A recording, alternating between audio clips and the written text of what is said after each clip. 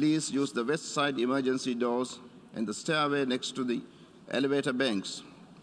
Those in the third and the fourth balconies, please use the stairway next to the elevator banks. I now invite representatives to stand and observe 1 minute of silent prayer or meditation.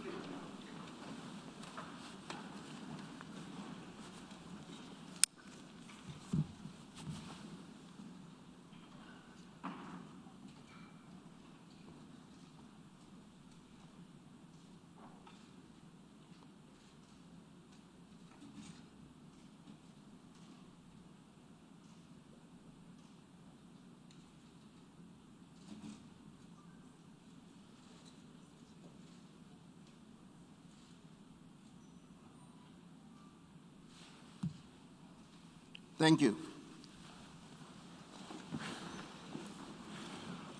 I should now like to draw the Assembly's attention to Rule 63, which states, notwithstanding the provisions of any other rule, and unless the General Assembly decides otherwise, the Assembly, in case of an emergency special session, shall convene in plenary meeting only and proceed directly to consider the item proposed for consideration in the request for the holding of the session, without previous reference to the General Committee or to any other committee.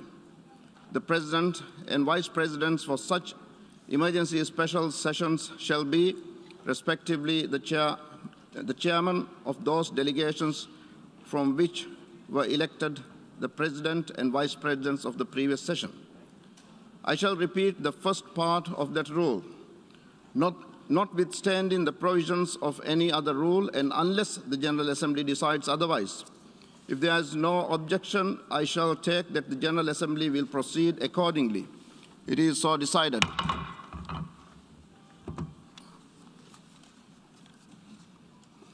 Next, I should like, in keeping with established practice, to invite the attention of the General Assembly to document A/ES-11/3 containing Article 19 of the Charter.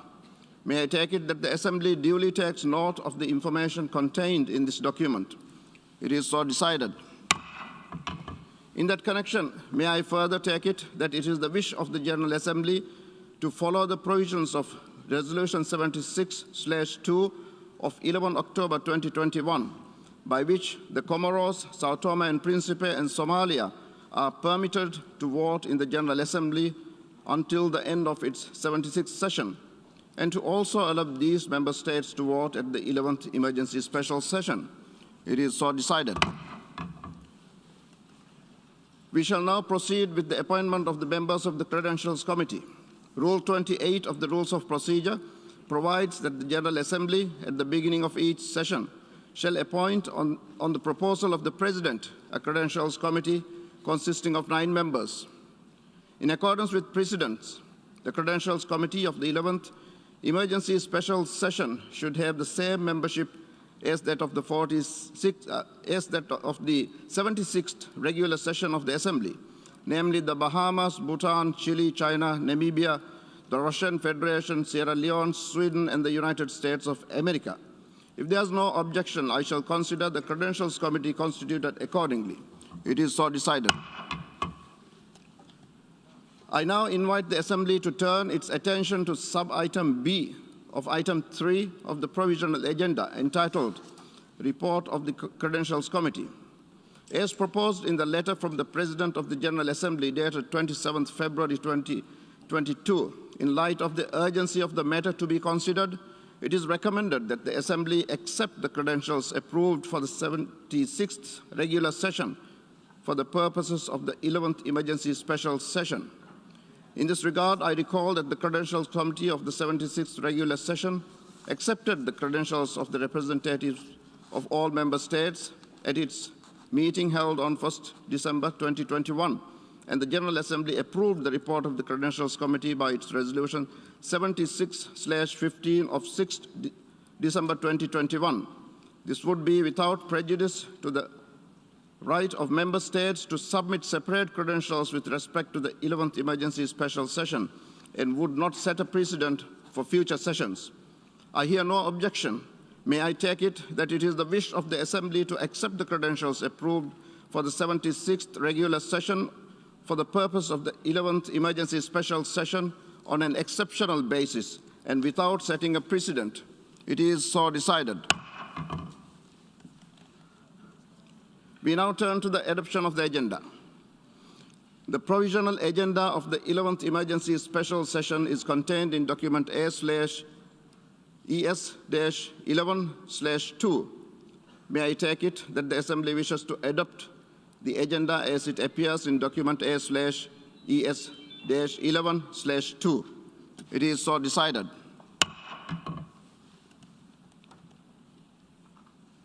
The Assembly will now consider Agenda Item 5, entitled Letter dated 28 February 2014 from the Permanent Representative of Ukraine to the United Nations, addressed to the President of the Security Council, document S/2014/136. I will now deliver my remarks from the rostrum.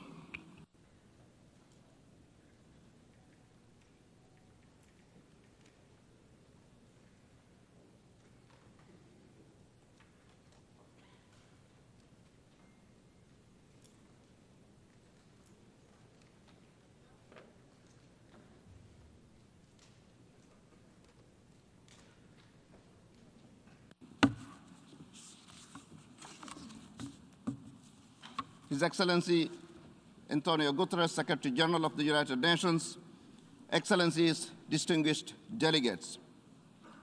We are all gravely concerned about the fast deteriorating situation and ongoing military action in Ukraine. As I emphasized last week, the military offensive by the Russian Federation is a violation of the territorial integrity and sovereignty of Ukraine and is inconsistent with the Charter of the United Nations.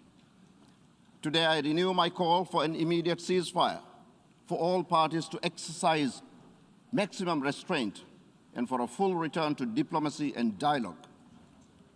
The convening of this 11th emergency special session of the General Assembly, rooted in the Charter and mandated in Resolution 377A5, entitled Uniting for Peace, is a new opportunity to ensure that the leadership of the United Nations is up to the expectation of the people we serve on matters related to peace and security.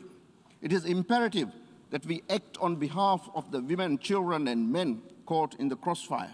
It is imperative that we pursue all available channels to contain the situation, to de-escalate tension, and to seek peaceful resolution in accordance with international law and the principles of the United Nations Charter. I welcome the announcement by the Secretary General on Friday that 20 million from the Central Emergency Response Fund will be allocated to the humanitarian crisis in Ukraine. The humanitarian consequences on civilian population, in particular women, children, the elderly, and other vulnerable groups, will be devastating. The mass exodus of refugees, including foreign nationals, numbering over 500,000 from Ukraine to the eastern edge of the European Union, has showed no signs of stopping. Checkpoints at the borders of Poland, Hungary, Slovakia, Romania, and the non-EU members Moldova have turned into choke points. I encourage member states to support humanitarian initiatives as they become available. My dear friends, there are no winners in war, but countless lives are torn apart. To that effect, security and access for humanitarian efforts must be guaranteed. Excellencies, the United Nations Charter, drafted so soon after the Second World War, is based on the principle of sovereign equality. It outlines a world where member states settle their international disputes by peaceful means, without the threat or use of force. The ongoing military offensive is inconsistent with this. It is an affront to the founders of this organization and everything it stands for. The violence must stop. Humanitarian law and international humanitarian law must be respected, and diplomacy and dialogue must prevail. Excellencies, my dear colleagues, in April 1946, the League of Nations dissolved, and in 26 years of the existence of an organization which ultimately had proven incapable of preventing the outbreak of the most destructive war in human history. It was the League's failure to provide a mechanism for the enforcement of the international collective security that exposed its most fatal flaws. The Right Honourable Viscount Robert Cecil, one of the original architects behind the League of Nations, in his final eulogy to the League said, "The League is dead. Long live the United Nations." We are now in the 76th year of the existence of the United Nations. Let us remind ourselves that we founded the United Nations to maintain international peace and security, and to that end, to take effective collective measures for the prevention and removal of threats to peace, and to bring about by peaceful means and in conformity with the principles of justice and international law, adjustments or settlements of international disputes or situations. Yesterday, a rare window of opportunity opened up for dialogue. As we convene here in the General Assembly, negotiators from both sides are holding talks in Belarus. This offers a ray of hope. We pray that these talks will calm down tempers and pave way to peace. Excellencies, dear colleagues, the General Assembly, with its 193 member states, represents the collective conscience of humanity. The strength of this assembly is rooted in its moral authority. Let us demonstrate that moral courage and use today's debate not to whip up rhetoric, not to whip up war rhetoric, but to give peace a chance. Let us ignite the fire of love, humanity, compassion, and hope. Guns are better off when knotted. Let peace prevail. I thank you.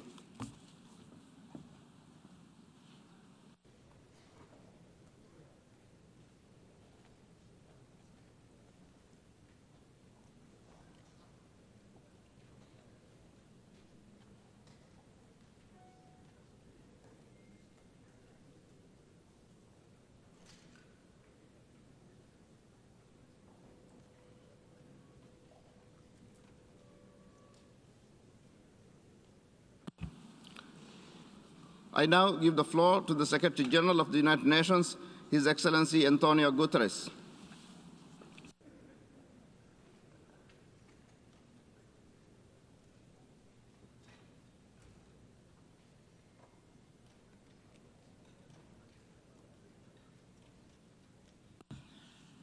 Mr. President of the General Assembly, Excellencies, the fighting in Ukraine must stop. It's raging across the country from air, land, and sea. It must stop now. Russian missile and air bombardments have been pounding Ukrainian cities day and night. The capital, Kyiv, is encircled from all sides. In the face of the continuing attacks, Kyiv's 3 million residents are being forced to seek safety in their homes, improvised bomb shelters, and the city's subways. The Ukrainian government has distributed a meaningful number of arms to the population with the stated objective to participate in the defense of the country. According to UNHCR, 500,000 Ukrainians have fled across the country's borders. Although Russian strikes are reportedly largely targeting Ukrainian military facilities, we have credible accounts of residential buildings, critical civilian infrastructure, and other non-military targets sustaining heavy damage. This escalating violence, which is resulting in civilian deaths, including children, is totally unacceptable. Enough is enough. Soldiers need to move back to their barracks, and leaders need to move to peace. Civilians must be protected. International humanitarian and human rights law must be upheld. The sovereignty, independence, and territorial integrity of Ukraine within its internationally recognized borders must be respected in line with General Assembly resolutions. Mr. President, we are facing a tragedy for Ukraine, but also a major regional crisis with potentially disastrous implications for us all.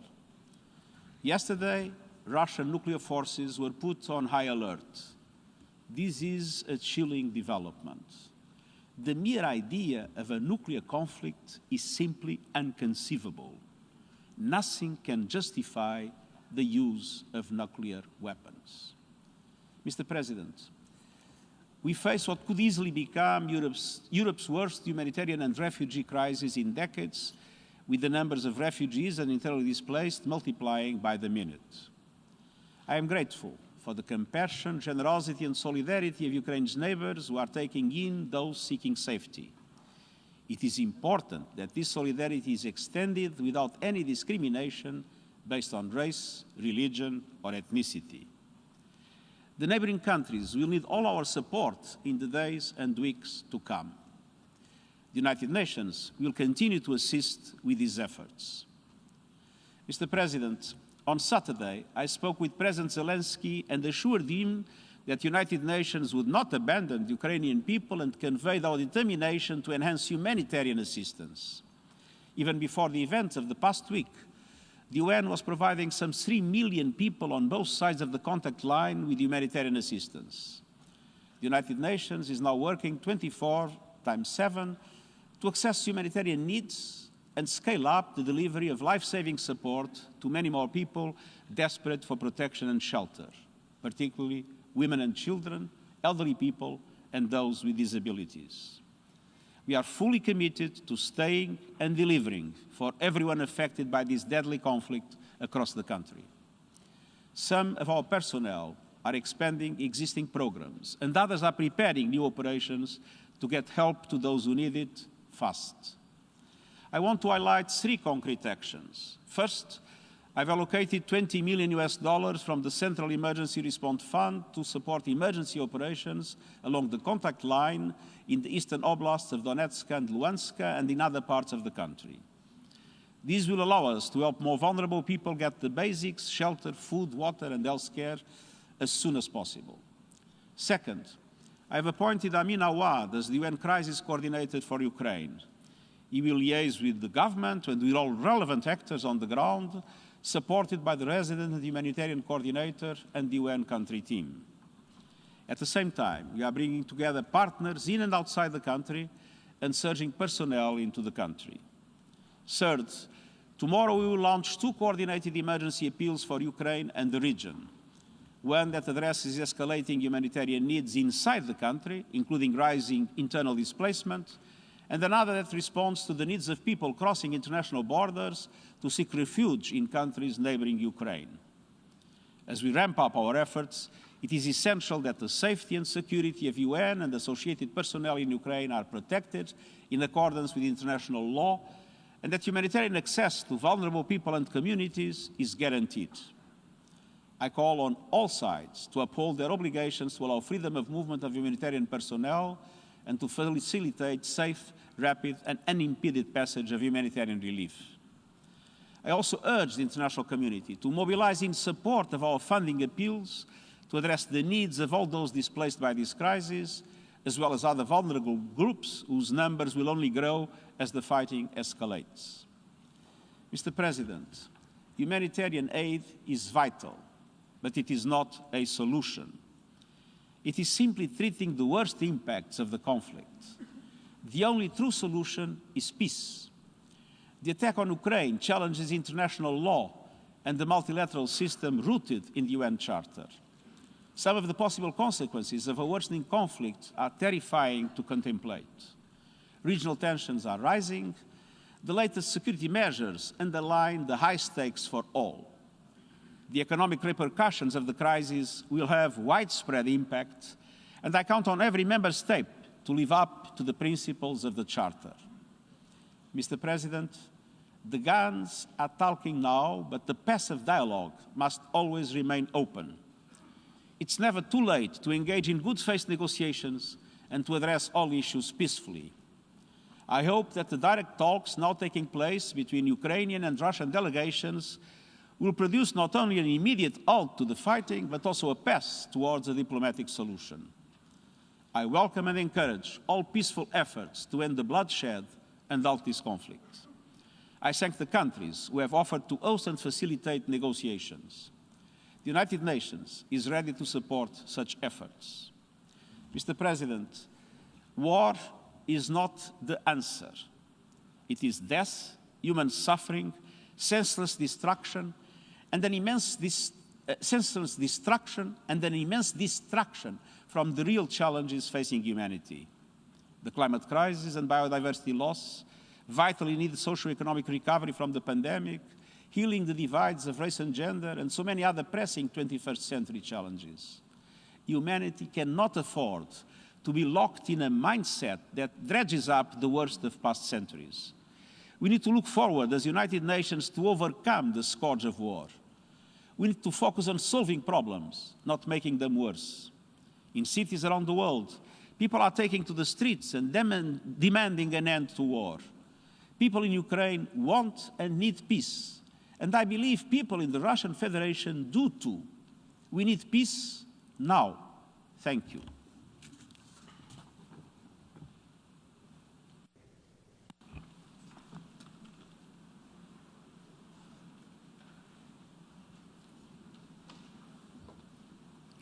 I thank the Secretary General for his statement.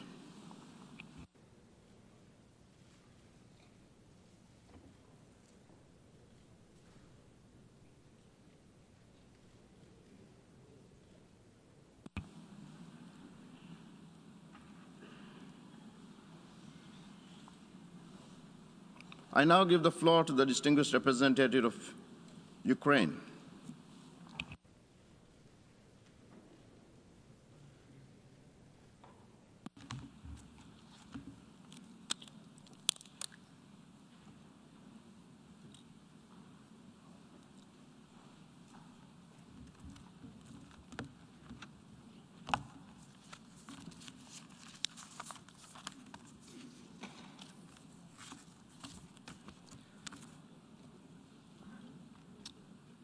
Mr. President, Secretary General, for the first time since the United Nations was born, there is a full-fledged war in the center of Europe. Everyone in this hall and everyone in the world knows that Russia, and Russia alone, started this invasion now facilitated by Belarus. This war was not provoked. It was chosen by someone who is right now sitting in the bunker. We know what happened with the person who sat in the bunker in Berlin in May 1945.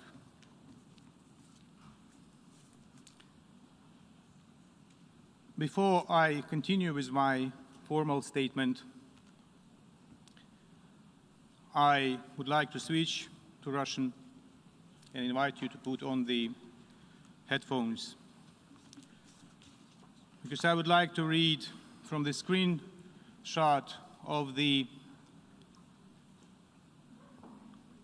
smartphone of a killed Russian soldier. That's an actual screenshot from someone who is dead already. Лёш, ты как? Почему так долго не отвечаешь? Вы точно на учениях? Спрашивает мать убитого солдата за моменты перед тем, как он был убит. Мама, я уже не в Крыму. Не на учениях. А где? Папа спрашивает, можно ли тебе послать посылку. Да какую посылку, мам? Что ты говоришь такое? Что случилось? Мама, я на Украине. Тут настоящая война. Мне страшно. Мы бьем по всем городам. Подряд. Даже по мирным жителям. Нам сказали, что они нас будут приветствовать, а они кидаются под нашу технику и не дают проехать. Называют нас фашистами. Мама, мне очень тяжело. In several moments he was killed. Imagine, if you want to just visualize the magnitude of the tragedy, you have to imagine next to you, next to every nameplate of every single country in this General Assembly, more than 30 souls of killed Russian soldiers already. Next to every name of every single country in this assembly, 30 plus killed Russian soldiers. Hundreds of killed Ukrainians, dozens of killed children. And it goes on and on and on.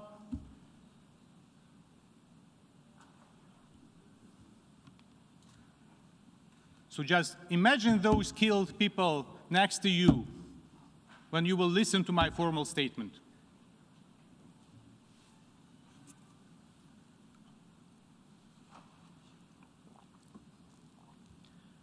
Big militarized powers seeking for geopolitical greatness has launched a full-fledged military offensive against a smaller neighbor aimed at invading the country.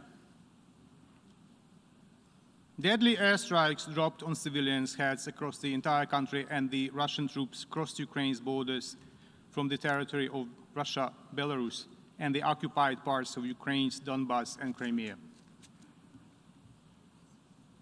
Does it remind you of something, doesn't it? Indeed. Very clear parallels could be drawn with the beginning of the Second World War, too.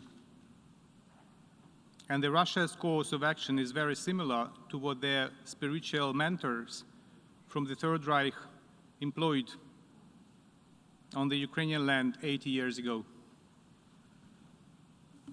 Just one, the most recent example of human sufferings, example of war crime. As all of us were on our way to the General Assembly today, the Russian army shelled with Grad multiple rocket launcher systems the residential areas of the city of Kharkiv, the second biggest in Ukraine. Innocent civilians have been killed and wounded. The exact numbers is very difficult to estimate because of the warfare, while the negotiations are still underway at the border with Belarus. We therefore express our gratitude for overwhelming support that made this decision on the emergency session possible. We are grateful to the President of the General Assembly for his taking care of this idea well in advance. We appreciate the engagement of the UN Secretary General, who has taken a very strong stance in support of peace, in support of the UN Charter.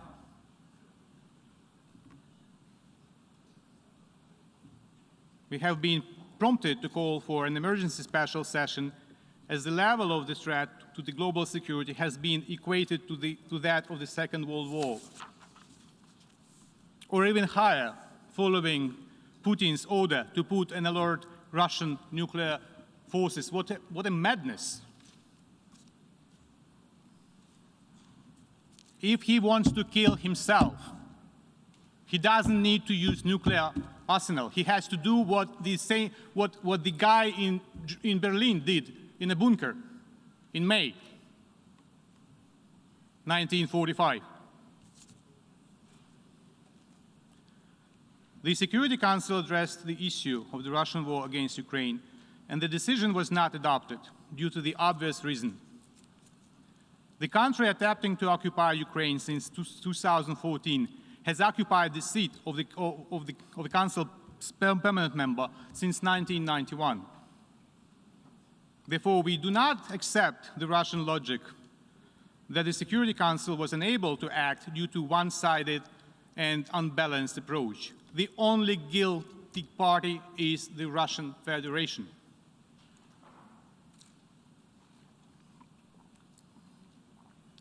Distinguished delegates, Russia uses all its military potential to attack Ukraine and has begun redeploying reserve units on the border with Ukraine.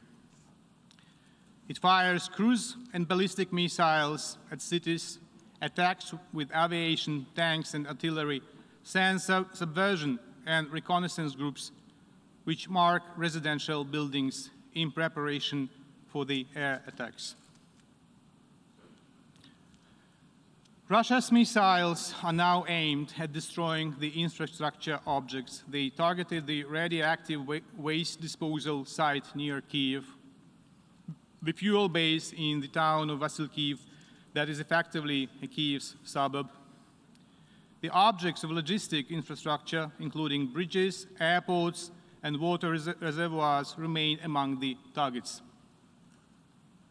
Such towns as Shastya and Stanitsa Luganska near Lugansk are now nearly destroyed, as well as residential buildings in and around Kyiv and Kharkiv.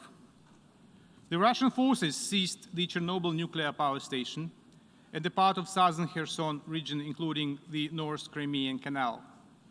Due to the active moving of Russian heavy militaries through the Chernobyl exclusion zone, the radiation level has increased rapidly. In the Black Sea, Russian warships deliberately attacked two civil vessels under the flags of Panama and Moldova, approaching Ukraine. This constitutes a flagrant violation of the international law of the sea. Incredibly, one of the vessels had the Russian crew. Still, it was attacked by the Russians. Russians keep attacking kindergartens and orphanages, thus committing war crimes and violating the Rome Statute. Hospitals and mobile medical aid brigades are also targeted by the Russian shelling and the sabotage groups working in Ukraine's cities and towns. The Russian military fired on ambulance crews in the areas of Zaporizhia and Kyiv. In Akhtirka district of Sumy region, Russian tanks shot down a bus with civilians. Later, the Russian military did not allow ambulances on the spot. As of today, 352 people, including 16 children, were killed on the Ukrainian side, and 2,040 Ukrainians, including 45 children, wounded during the first 5 days of the Russian invasion. And this number is growing non-stop. I have already told about the morning shellings in Kharkiv, and we cannot really estimate at this moment how many were killed. In response, Ukraine has activated its right for self-defense according to the Article 51 of the UN Charter. The Russian troops are suffering losses: aircrafts, helicopters, tanks, trucks, personnel. The aggressor forces have already lost more than 5,000 in manpower during the first days of aggression. Excellencies, the General Assembly should be vocal in demanding from the Russian Federation to stop its offensive against Ukraine. In recognizing Russian actions as an act of aggression against a sovereign and independent state, in demanding from Russia to immediately, completely, and unconditionally withdraw its forces from the territory of Ukraine within its internationally recognized borders, in demanding from the Russian Federation to reverse the decision related to the status of certain areas of Donetsk and Lugansk regions of Ukraine, in demanding full compliance with the provisions of international humanitarian law. The General Assembly should also be clear with regard to the treacherous role of Belarus and its involvement in aggression of the Russian Federation against Ukraine. Distinguished members of the General Assembly, What is happening now in Ukraine has already had the security and humanitarian implications for all of you. Immediately for Europe, a bit later for the rest, including in terms of food security, energy security, financial markets, collapse of the economies. Last September, my president said, while delivering his statement at the high-level segment of the 76th session of the General Assembly, and I quote, "I understand that criticism of the UN is often heard, but we criticize ourselves," end of quote. If we fail to respond now, we will face much more than criticism. We will face oblivion. It must not happen. Now it is time to act, time to help Ukraine, that is paying now the ultimate price for freedom and security of itself and of the world. If Ukraine does not survive, international peace will not survive. If Ukraine does not survive, the United Nations will not survive. Have no illusions.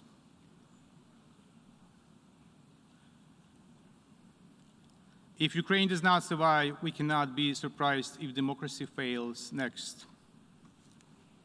Now we can save Ukraine, save the United Nations, save democracy,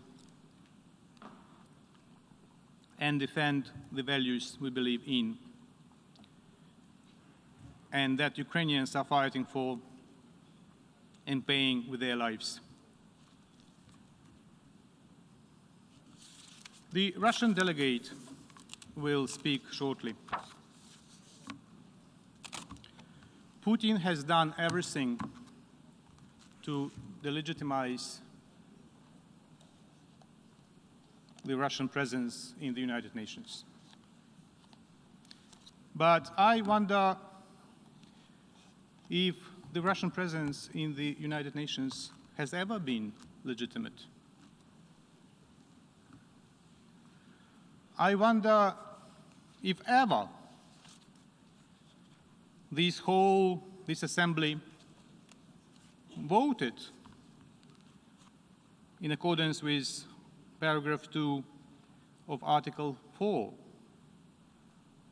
on admission of the Russian Federation to the United Nations, either in December 1991 or in January 1992, or wherever thereafter. I want to ask the delegates whose countries voted for admission of the Russian delegation to the United Nations to raise their hand, to confirm that Russia was admitted to the United Nations according to the Charter. Please, gentlemen, ladies and gentlemen, please raise your hand if your country voted in the formal session of the General Assembly in reply to the letter by President Yeltsin dated December 24, 1991, when he told the United Nations that Russia would like to be a continuator state of the demised Soviet Union. Anyone? Shall I put my glasses if my vision fails me and I don't see any hand raised? Any country? Anyone voted for Russian membership? I leave you with that and think about it when you listen to the Russian delegate.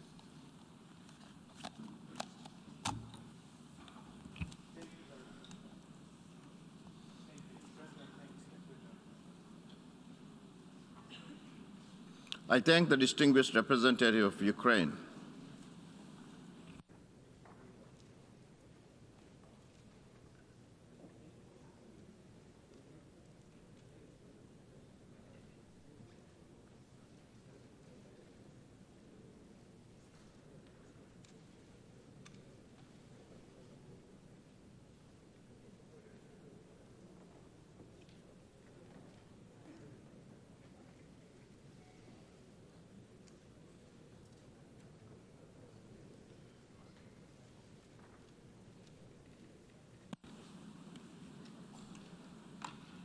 I now give the floor to the distinguished representative of the Russian Federation.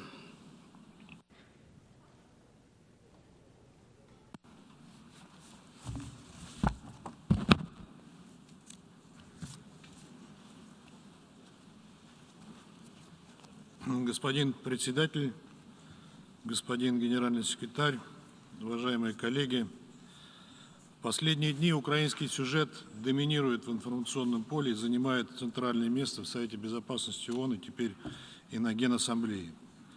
При этом действия России перевираются и передергиваются, обрастают огромным количеством самых невероятных небылиц и фейков с задействованием СМИ и соцсетей.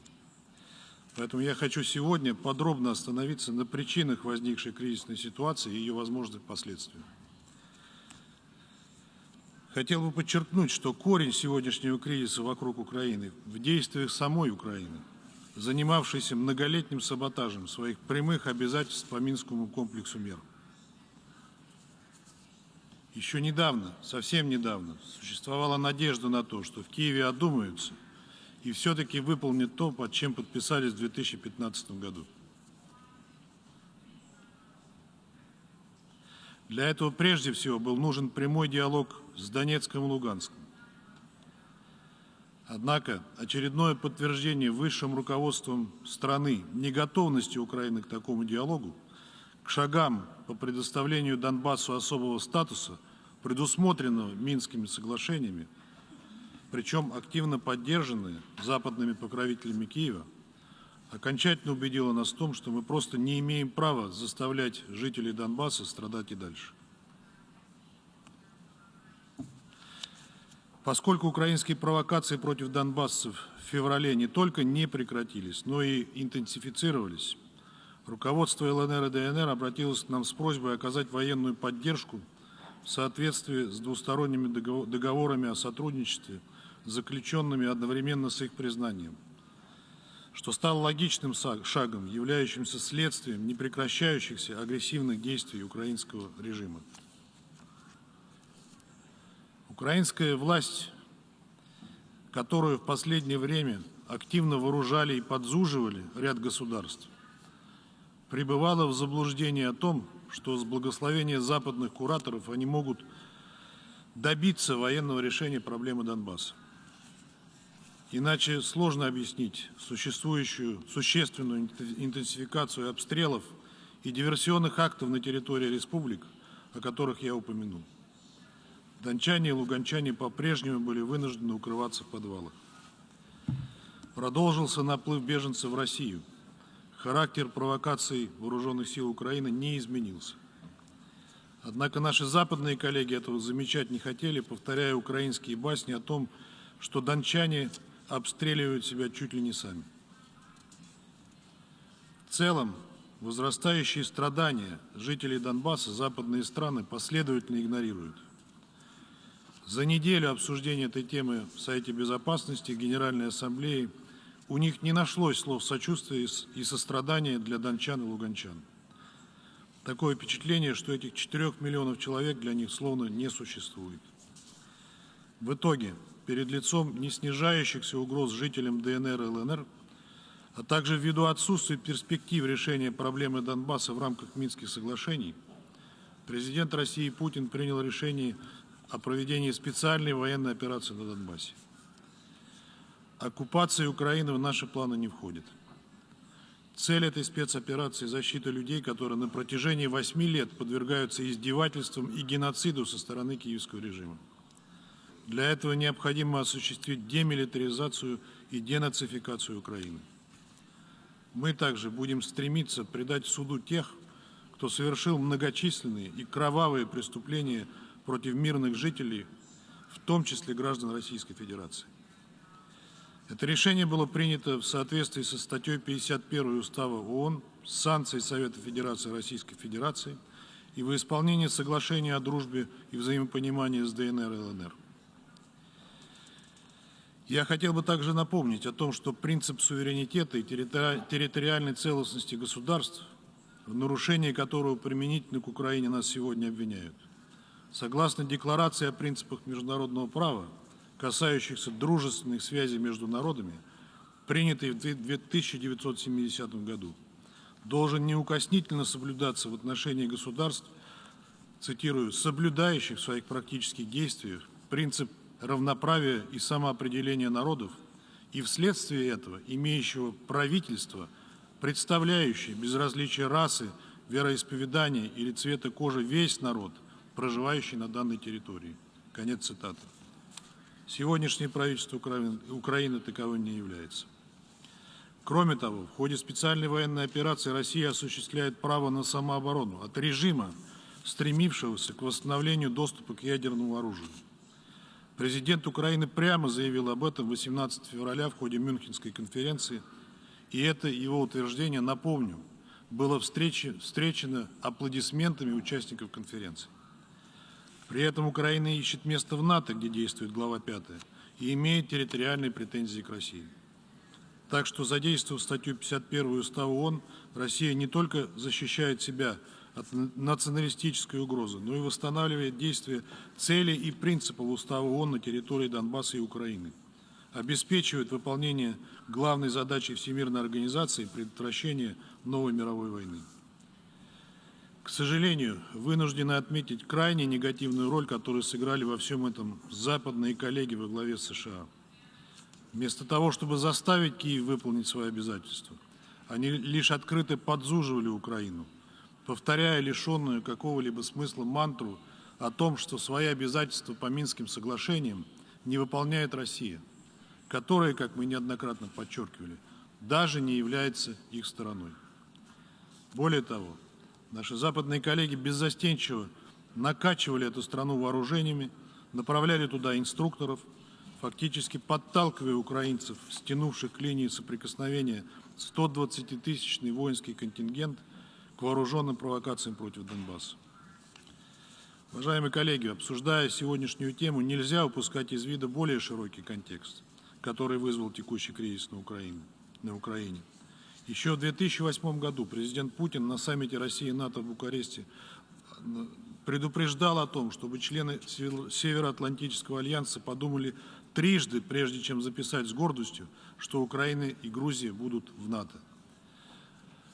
Ему, президенту Путину, это преподносили как какой-то величайший компромисс, который удался Германии и Франции, которые заменили американское предложение о том, чтобы сразу объявить о предоставлении Украине и Грузии плана действий для членства. Потом была авантюра одобренного НАТО президента Саакашвили, ободренного НАТО президента Саакашвили в Грузии, в которой, вопреки фактам, обвинили Россию. В 2014 году произошел кровавый и антиконституционный переворот в Киеве, в результате которого к власти пришли националисты и радикалы, взявшие курс на построение вместо Украины антироссии и наступление ее в НАТО. К этой теме я еще вернусь. Для нас вступление Украины в НАТО – красная линия, прежде всего из военно-стратегических соображений. Размещение в этой стране инфраструктуры НАТО вынудило бы нас предпринять такие ответные меры, которые поставили бы Россию и НАТО на грань конфликта. Поэтому в декабре 2021 года мы предложили США и НАТО заключить договоры, дающие России гарантии безопасности. Однако наша протянутая рука американцами и натовцами была высокомерно отвергнута. Нам предложили обсудить важные, но второстепенные вопросы, не снимающие нашей озабоченности.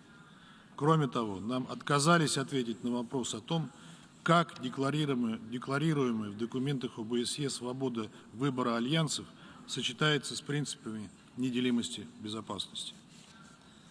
Уважаемые коллеги, наверняка у многих из вас возникает вопрос, что же делать сейчас и какова может быть роль ООН в урегулировании украинского кризиса.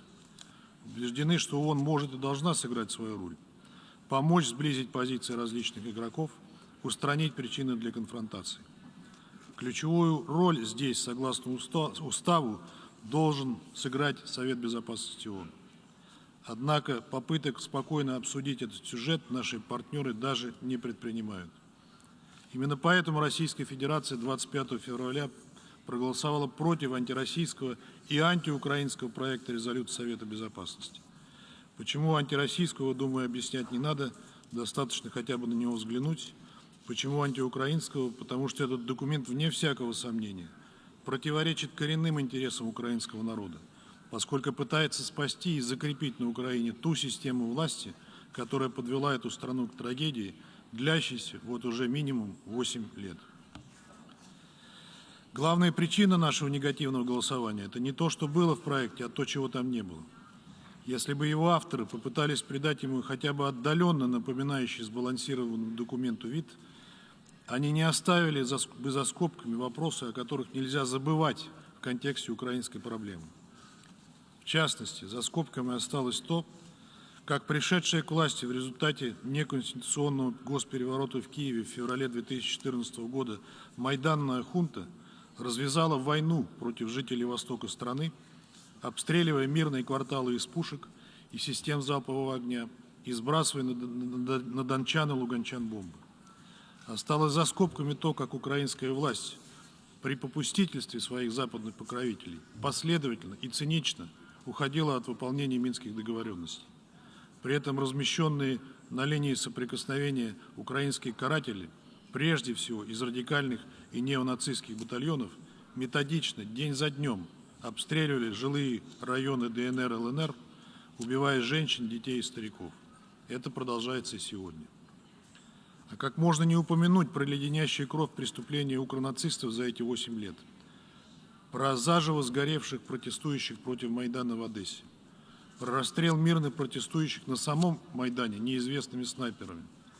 Расследование обеих этих трагедий майданный режим целенаправленно заматывал. При этом виновные в одесской трагедии известны и особо не скрываются. А альтернативные расследования и признание самих снайперов недвусмысленно подтверждают, что бойня на площади Независимости была провокацией лидеров Майдана. Мы специально провели в прошлом году неформальное заседание Совета Безопасности по формуле Ария по обоим этим сюжетам, чтобы дать коллегам по Совету больше информации на этот счет. Однако в ответ в лучшем случае услышали от западных партнеров лишь штампованные клише о российской пропаганде. Какой текст резолюции по украинской теме может быть без упомянутых мною сюжетов? Необходимо было бы включить в проект и честную оценку роли в раздувании украинского кризиса наших западных коллег, которые не только стояли за майданным переворотом, но и фактически выдали Киеву карт-бланш на любые действия и шаги, немыслимые для любого цивилизованного государства. Здесь и вопиющая дискриминация русского языка и, соответственно, русскоязычных жителей, и прославление пособников Гитлера вкупе с запретом на чествование настоящих героев Украины, освобождавших ее от нацизма, и создан религиозный раскол в этой стране. Подсказки о торжестве демократии на Украине майданные власти и националисты занимались безнаказанными убийствами политических оппонентов, преследовали оппозицию, закрывали оппозиционные телеканалы, где можно было почерпнуть хотя бы относительно объективную информацию. 6 из таких телеканалов были закрыты только при Зеленском. А как забыть о накачке оружием Украины, из которого потом убивались мирные жители на Донбассе? Ответственность за то, что происходит сейчас, лежит не только на нынешнем украинском руководстве, но и на наших западных коллегах. Уважаемые коллеги, хотел бы также привлечь ваше внимание к тому, что вокруг российской специальной военной операции нагнетается пузырь лжи, фейков и дезинформации. В частности, именно разрушенные вооруженными силами Украины и националистами дома на Донбассе западные СМИ сейчас чаще всего беззастенчиво выдают за последствия нашей военной операции на Украине. Мы постоянно слышим вранье и фейки о неизбирательной бомбардировке украинских городов, больниц, школ и детских садов. Российская армия не угрожает мирным жителям Украины, не обстреливает мирные объекты. В городах, которые перешли под контроль российских вооруженных сил, и эти города живут в обычном режиме. Там функционируют объекты жизнеобеспечения, работает транспорт, и совместно с местной администрацией поддерживает порядок. Это же касается Чернобыльской атомной электростанции, которые совместно патрулируются российскими вооруженными силами и специальной полицией, украинской полицией, которая там находится. Чернобыльская АЭС также функционирует в нормальном режиме.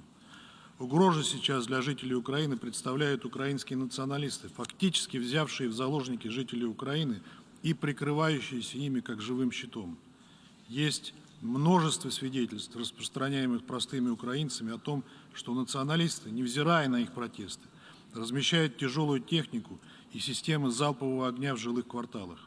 Это вопиющее нарушение международного гуманитарного права, которое должно получить должное осуждение. По сути, это та же тактика, которую применяют террористы ИГИЛ. Вся ответственность за возможные последствия лежит на майданном режиме.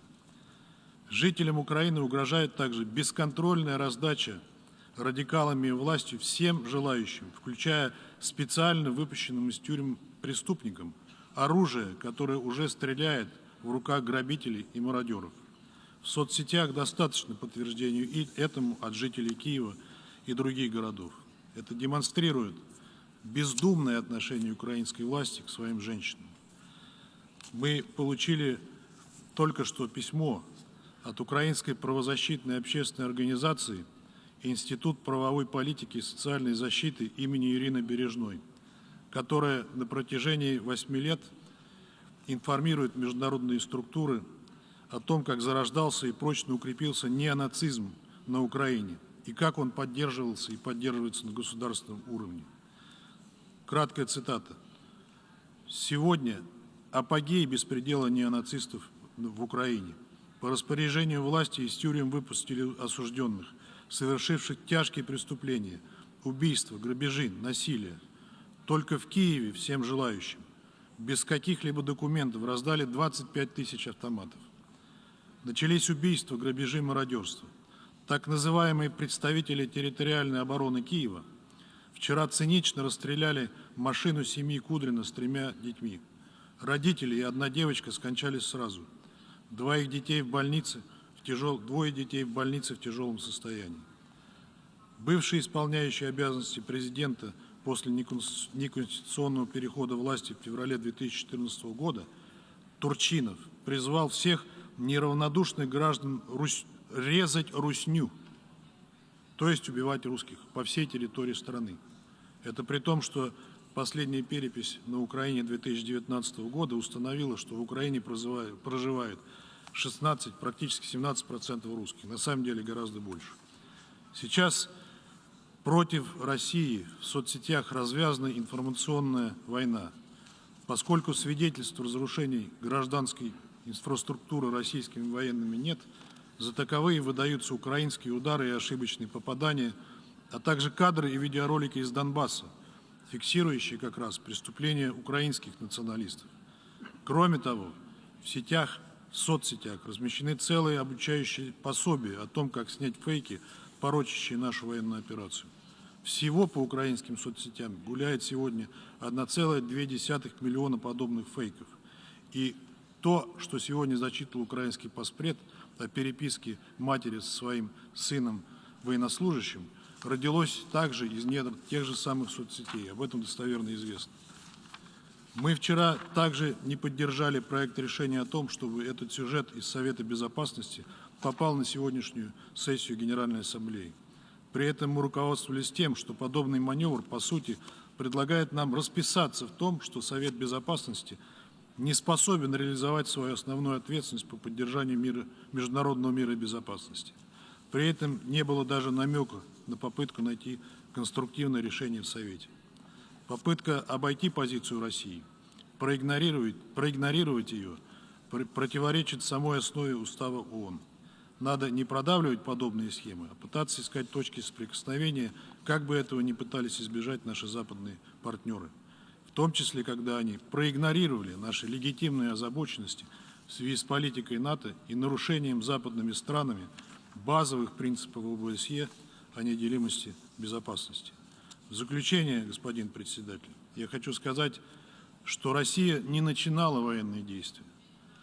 Эти военные действия начала Украина против собственных жителей Донбасса и против всех несогласных с военной властью. Россия эту войну завершает. Благодарю вас.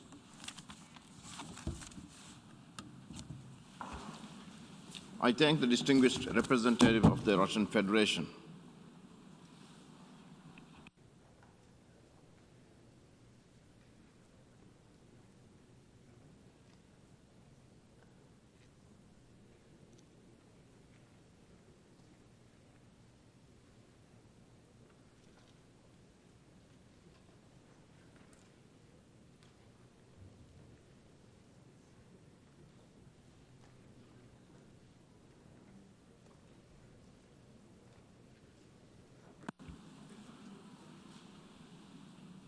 I now give the floor to the distinguished representative of the European Union.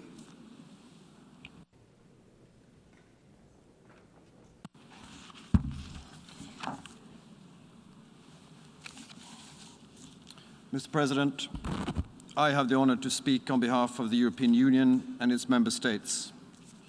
North Macedonia, Montenegro, Albania, Bosnia and Herzegovina, Iceland, Norway, Republic of Moldova, Georgia, San Marino, Andorra, Monaco, and Liechtenstein align themselves with this statement.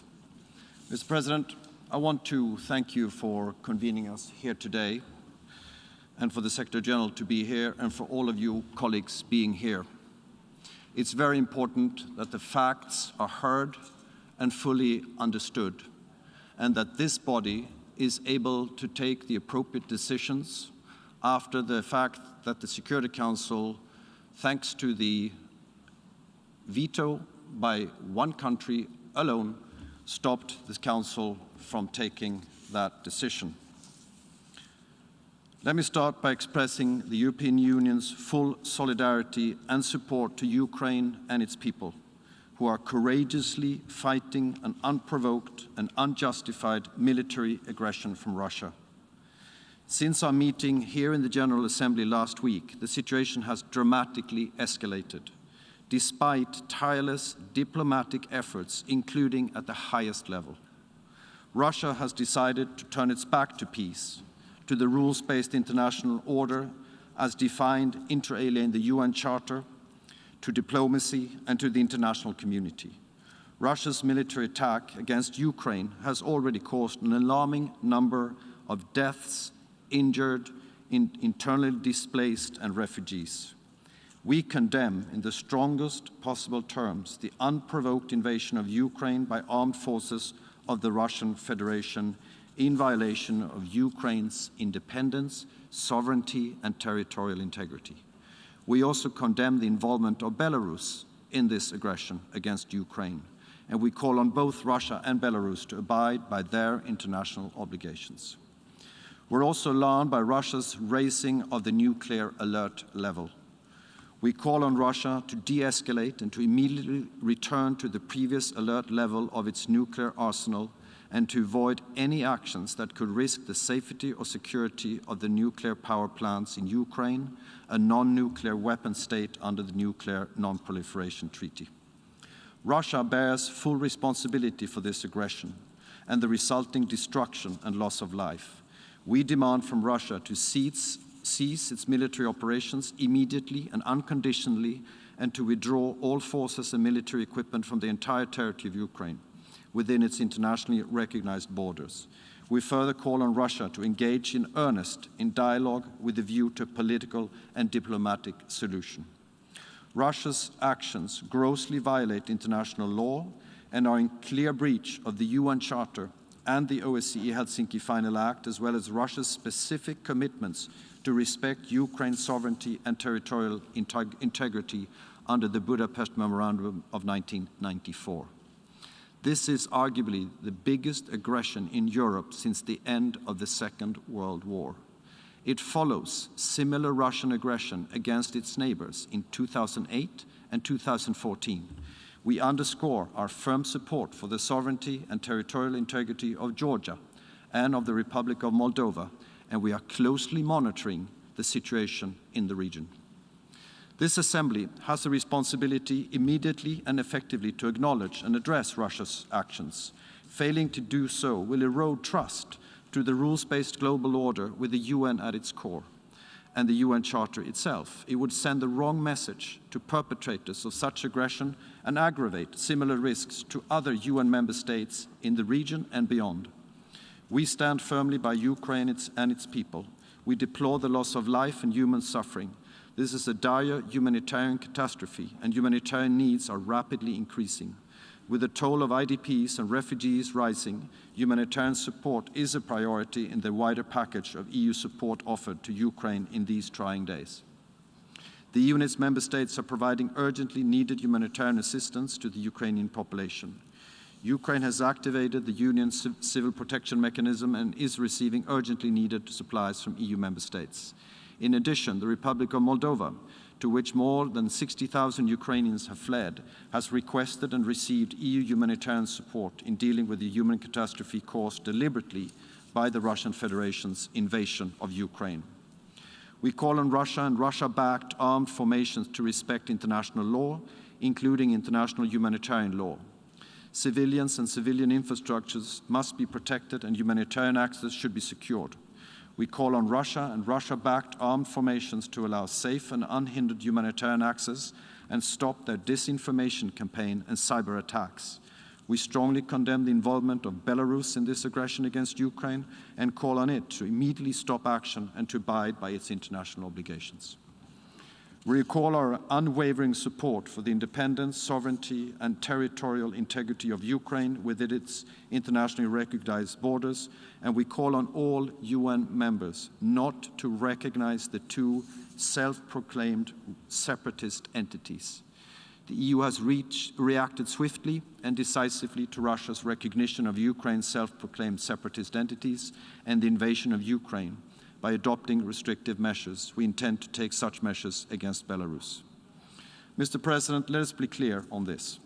We firmly believe that the use of force and coercion to change borders has no place in the 21st century. Let us recall that the UN Charter prohibits both the threat and the use of force against the territorial integrity or political independence of any state or in any other manner inconsistent with the purposes of the United Nations. Tensions and conflict should be resolved through dialogue and diplomacy. The EU, together with like-minded partners, have been united in making unprecedented efforts to achieve a diplomatic solution. But Russia has not reciprocated these efforts and instead opted unilaterally for a grave and premeditated escalation. With this one-sided step, Russia is further isolating itself. We are today at a crucial and historical moment. Too many times in the past, the international community has been blind or too slow in front of unfolding tragedies. Entire generations in many places around the world, many of you representing them, have paid and are still paying the price of inaction. We cannot make the same mistake again. We have to take action. After Russia's veto in the Security Council last week, the General Assembly has the responsibility to send a strong and united message on the need for Russia to immediately and unconditionally cease its military operations, withdraw its troops, and opt for genuine dialogue. We call on Russia to avoid, in particular, any action that places the safety and security of Ukraine's nuclear and radioactive waste installations at risk. The people of Ukraine and the whole world are watching us and counting on us, and will judge us on the decisions that we will take here in this special emergency session. And it's our duty and responsibility for all of us to do our utmost to defend the UN Charter and the international order. We therefore hope that this Assembly will massively support the resolution tabled by Ukraine and its partners. The EU and its member states will continue to do their utmost to protect the integrity of the rules-based international system, which is key to our collective security, and we call on all UN member states to do the same. On our side, we will continue to stand by Ukraine, support its democratically elected institutions and representatives and its people, including through additional political, financial, humanitarian and logistical support. I thank you very much, colleagues. I thank you very much, Mr. President. I thank the distinguished representative of the European Union.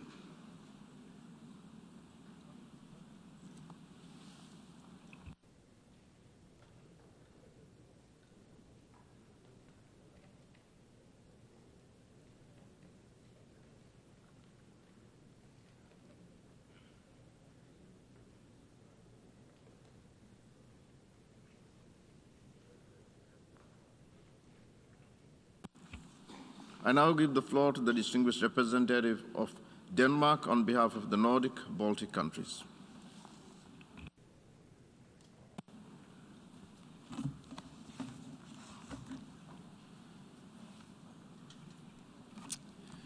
I have the honor to speak on behalf of the 8 Nordic Baltic countries, Estonia, Finland, Iceland, Latvia, Lithuania, Norway, Sweden, and my own country, Denmark. Mr. President, on the night of 24th February, the Russian leadership decided to attack Ukraine. And let me be clear. We condemn in the strongest terms possible the invasion of Ukraine by the Russian Federation. People around the world are watching with horror the tragedy unfolding in Ukraine. A member state of this organization, a member of this community of nations. We are struck with a profound sense of injustice and a profound sympathy with the Ukrainian people who are fighting for their country, their cities, their homes, their families, their lives, their freedom and their future. The Russian leadership's aggression and brutal armed attack is in clear violation of Ukraine's sovereignty and territorial integrity within its international recognized borders. The Russian leadership's actions gravely violate international law and the principles of the UN Charter. They are an attack on this organization, and this cannot stand. Last week, the Russian leadership decided it will erase Ukraine's right to determine its own future. This cannot stand. Mr. President, Russia counted on the world to remain silent, but we are acting. And on this day, and until peace prevails and every Ukrainian can safely return to their homes, we stand with Ukraine. The devastating consequences of this aggression, not only for Europe but globally, cannot be overstated. Russian aggression against Ukraine will have global and long-term negative consequences, challenging the rules-based international order if we let it go unanswered. In the time ahead, we fear increased suffering, with potentially large number of casualties and extensive destruction of civilian infrastructure. We see fighting unfolding in and around urban areas, and we are deeply concerned about the long-term cumulative and protracted harm to the civilian population. Mr. President, we will continue to look at every single instrument in our toolbox as a matter of urgency. Sanctions have already been enacted to cripple Putin's ability to finance his war machine. And likewise, the role of the Lukashenko regime in Belarus in enabling the attack on Ukraine also demands a firm response. Nordic Baltic countries have been delivering financial, humanitarian and military assistance to the people of Ukraine. And many of our partners and friends around the globe have joined us. Every nation must look at how to further support Ukraine. Mr. President, during the days we have watched with horror broadcasted images of families separated, children sheltering in the safety of the Kiev subway system, kindergartens destroyed by Russian ordnances, and the ruins of bombarded residential buildings in the center of the capital of Ukraine. We are outraged by indiscriminate attacks on civilians in this unlawful and immoral war of conquest that serves no purpose and no principle but the naked quest for power and territory. This cannot stand. Russia must respect international humanitarian law and human rights law. Full and unhindered humanitarian access must be guaranteed. Civilians must be protected. We call on Russia to stop this senseless war, and we echo the plea of the Secretary General. We demand an immediate ceasefire, and we urge Russia to withdraw all its forces from Ukraine and return genuinely to the path of dialogue and negotiation. Mr. President, let me be clear. Every civilian death, every war crime will be recorded, and we will ensure that the perpetrators of these heinous crimes are held accountable and brought to justice. History has its eyes on us. Every legal avenue available will be used to hold the aggressor to account. Ukraine has sent a request to the International Court of Justice on Russia's erroneous and absurd allegations of genocide in Ukraine, which the Russian Federation has cynically used as a false pretext for its invasion. The International Criminal Court's prosecutor has also noted that he is monitoring Russia's invasion of Ukraine and has jurisdiction to prosecute war crimes and crimes against humanity. The prosecutor's office may and will exercise its jurisdiction over and investigate any act of genocide, crimes against humanity, or war crime committed within the territory of Ukraine, as Ukraine has accepted the court's jurisdiction.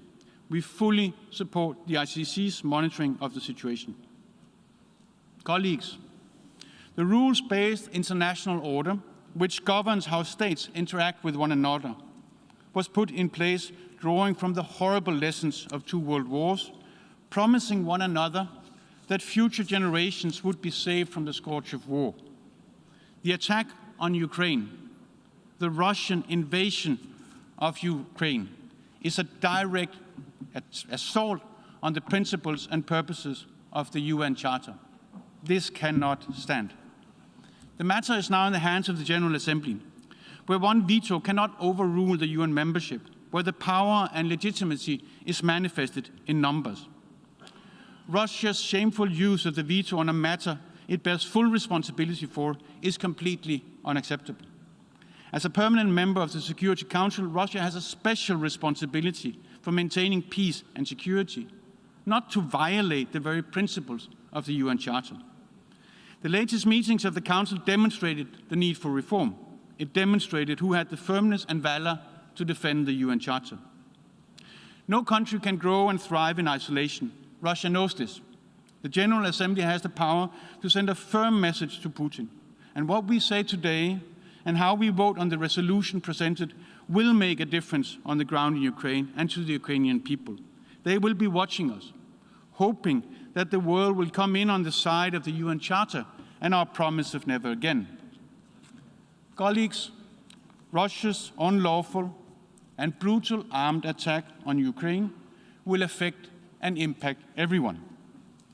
And if we do not join our forces to turn back this tide today, we will be even less equipped to deal with similar crises and crimes in the future, wherever, on whichever continent they occur. Over the last week, we have heard powerful statements from representatives of every continent on this planet, from Africa to Asia, from Europe to the Americas, that Russia's behavior towards a fellow member of the United Nations cannot stand. And we will hear more today. And to those who still refer to 2 parties to a conflict, we echo the words of a protester who had written on her sign, "If Russia stops fighting, there will be no more war. If Ukrainians stop fighting, there will be no more Ukraine." That is the simple reality before us. That is the simple truth. The world will hold Russia and Belarus accountable for their actions. Russia as the main aggressor, Belarus as the enabler. I thank you, Mr. President. I thank the distinguished representative of Denmark.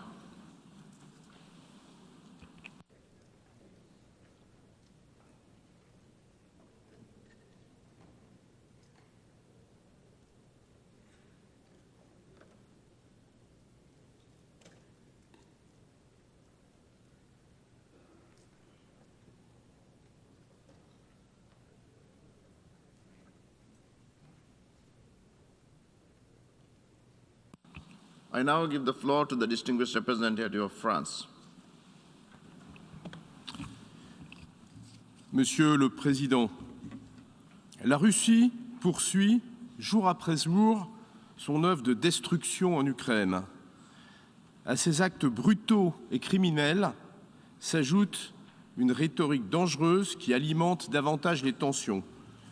La Russie conduit cette agression armée en violation des principes les plus fondamentaux de la Charte des Nations Unies que tous les membres de cette Assemblée sont dans l'obligation de respecter. Vendredi, elle s'est opposée seule à une résolution du Conseil de sécurité coparrainée par 82 États. L'Assemblée générale porte aujourd'hui une responsabilité historique, celle de relayer haut et fort la voix des citoyens qui, sur tous les continents, et y compris en Russie, demandent l'arrêt immédiat de cette guerre et le retrait de l'armée russe du territoire ukrainien. La France soutient les efforts en cours au sein de cette Assemblée pour préparer une résolution demandant à la Russie de mettre un terme à l'agression et de respecter la souveraineté et l'intégrité territoriale de l'Ukraine. Elle appelle tous les États membres de cette Assemblée à voter pour ce texte. Au-delà de l'Ukraine, il s'agit de défendre la charte et la raison d'être des Nations Unies. Soyons clairs, face à l'agression armée contre un peuple, face aux victimes civiles, chaque jour plus nombreuses, Face au flot de ceux contraints de tout quitter pour chercher un refuge, nul ne peut détourner le regard. L'abstention n'est pas une option. S'abstenir, c'est consentir à la loi du plus fort. Nous appelons tous les États membres à voter pour la primauté du droit sur la force. Monsieur le Président, la saisine de cette Assemblée en session extraordinaire d'urgence ne signifie pas que le Conseil de sécurité renonce à exercer ses responsabilités. Il se réunira cet après-midi sur la situation humanitaire en Ukraine. La France y portera avec le Mexique un projet de résolution afin de garantir la protection des civils et un accès humanitaire sûr et sans entrave pour répondre aux besoins urgents de la population ukrainienne. La France et ses partenaires de l'Union européenne se tiennent fermement aux côtés du peuple ukrainien. L'Union européenne a déjà annoncé 90 millions d'euros d'aide humanitaire. La France prendra également sa part. Avec ses partenaires, la France est mobilisée pour que la réponse internationale soit à la hauteur de l'agression commise par la Russie.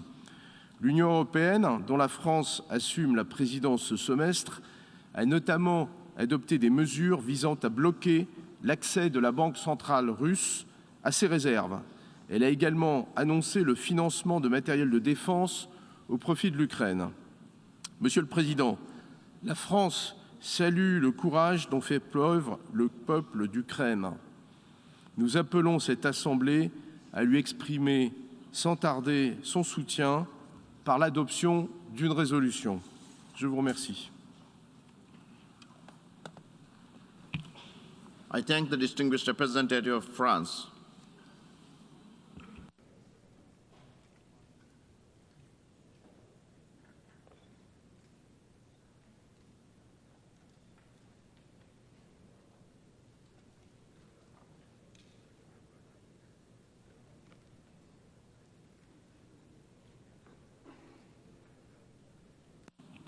I now give the floor to the distinguished representative of the United Kingdom.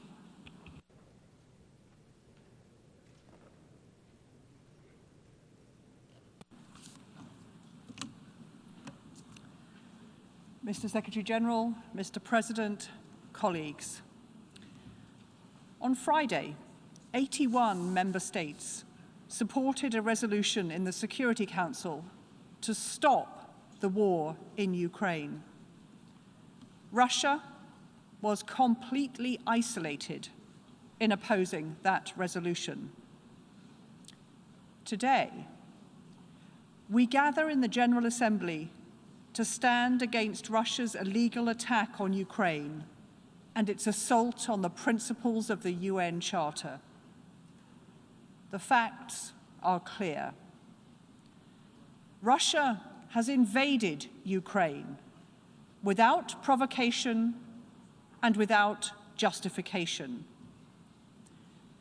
Russia has rained missiles and rockets down on Kyiv, Kharkiv, Odessa, and other cities.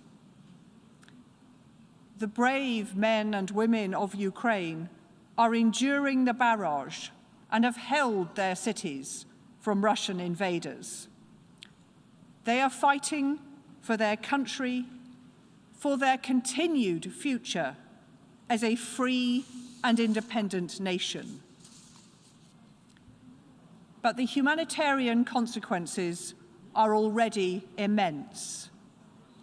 We hear of babies born in air raid shelters, children with bomb craters in their kindergartens, and today, news of the shelling of residential areas in Kharkiv. These are indiscriminate attacks on Ukrainian civilians.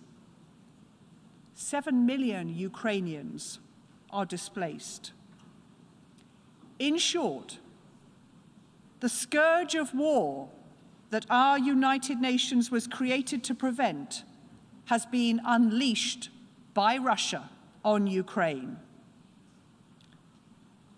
The international response to Russia's aggression has been united and swift. Around the world and here in this building, we must stand together to defend the rules and enforce the accountability that we have built together. If we do not stand up for them now, then the safety of every nation's borders and independence are at risk. That is why we also condemn Belarusian support for Russia's invasion of Ukraine. As the Secretary-General said last week, Russia's actions are violations of the territorial integrity and sovereignty of Ukraine and conflict directly with the principles of the Charter of the United Nations. And as he said today, the only answer is peace.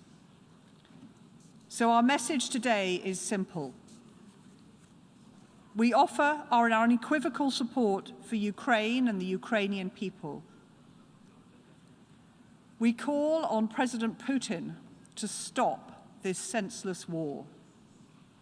And we urge all fellow members of the United Nations to speak up for Ukraine and to defend the Charter. Slava Ukraini!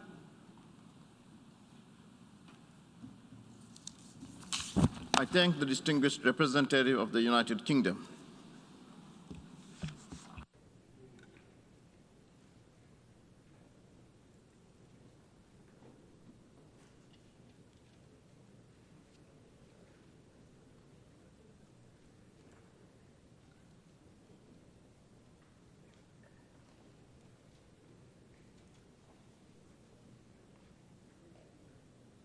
I now give the floor to the distinguished representative of Georgia.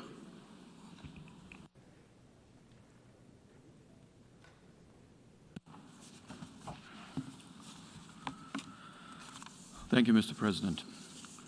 My delegation aligns itself with the statement delivered by the representative of the European Union, and in my national capacity, I would like to add the following comment.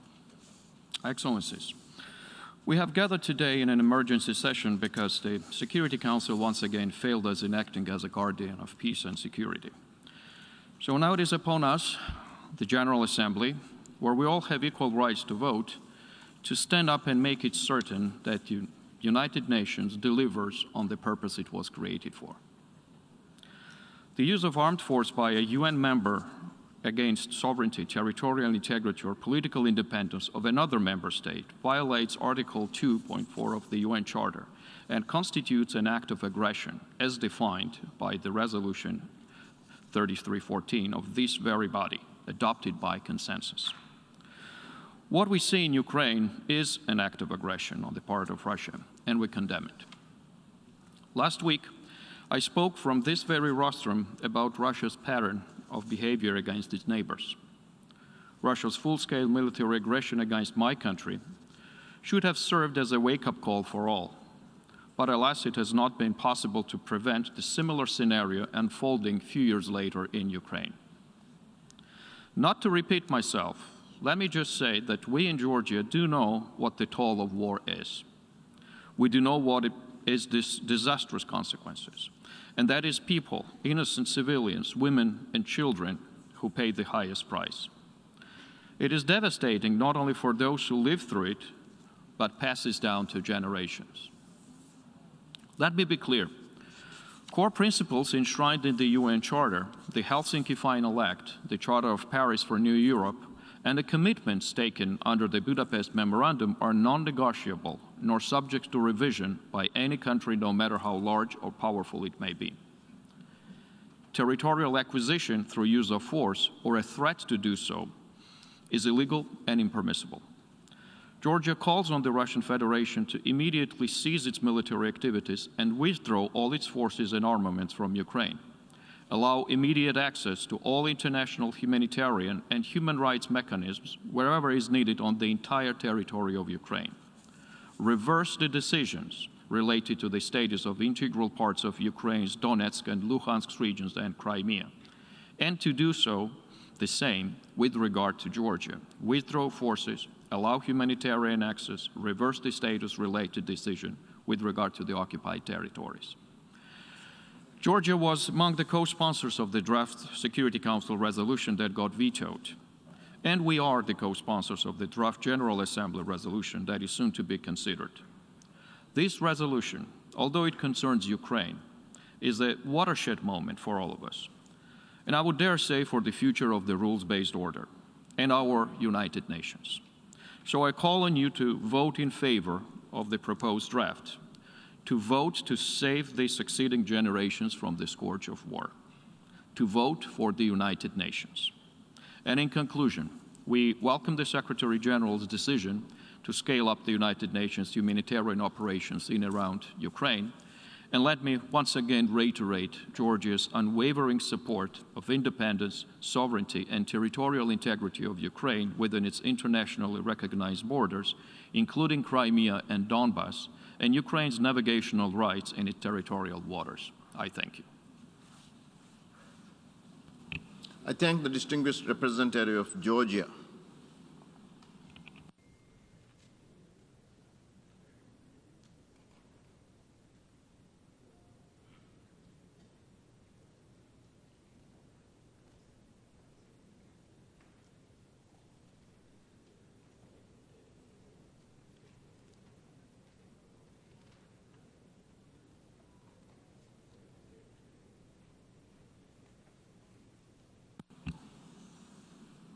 And now I give the floor to the distinguished representative of Poland.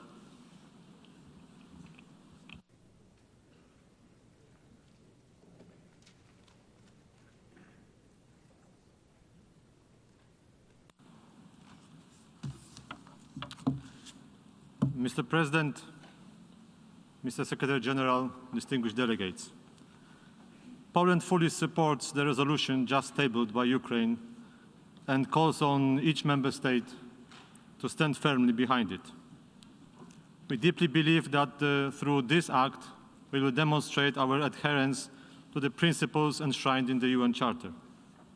Only by upholding those fundamental principles, we can see the truly peaceful and long-term solution to the conflict caused by the Russian aggression in Ukraine. In that sense, the resolution we are about to vote paves the way to a meaningful diplomatic effort to end the atrocities of this war. To achieve peace, Poland, as a current chairmanship in office of the Organization of Security and Cooperation in Europe, called yesterday for the immediate ceasefire in Ukraine to let humanitarian organizations deliver assistance.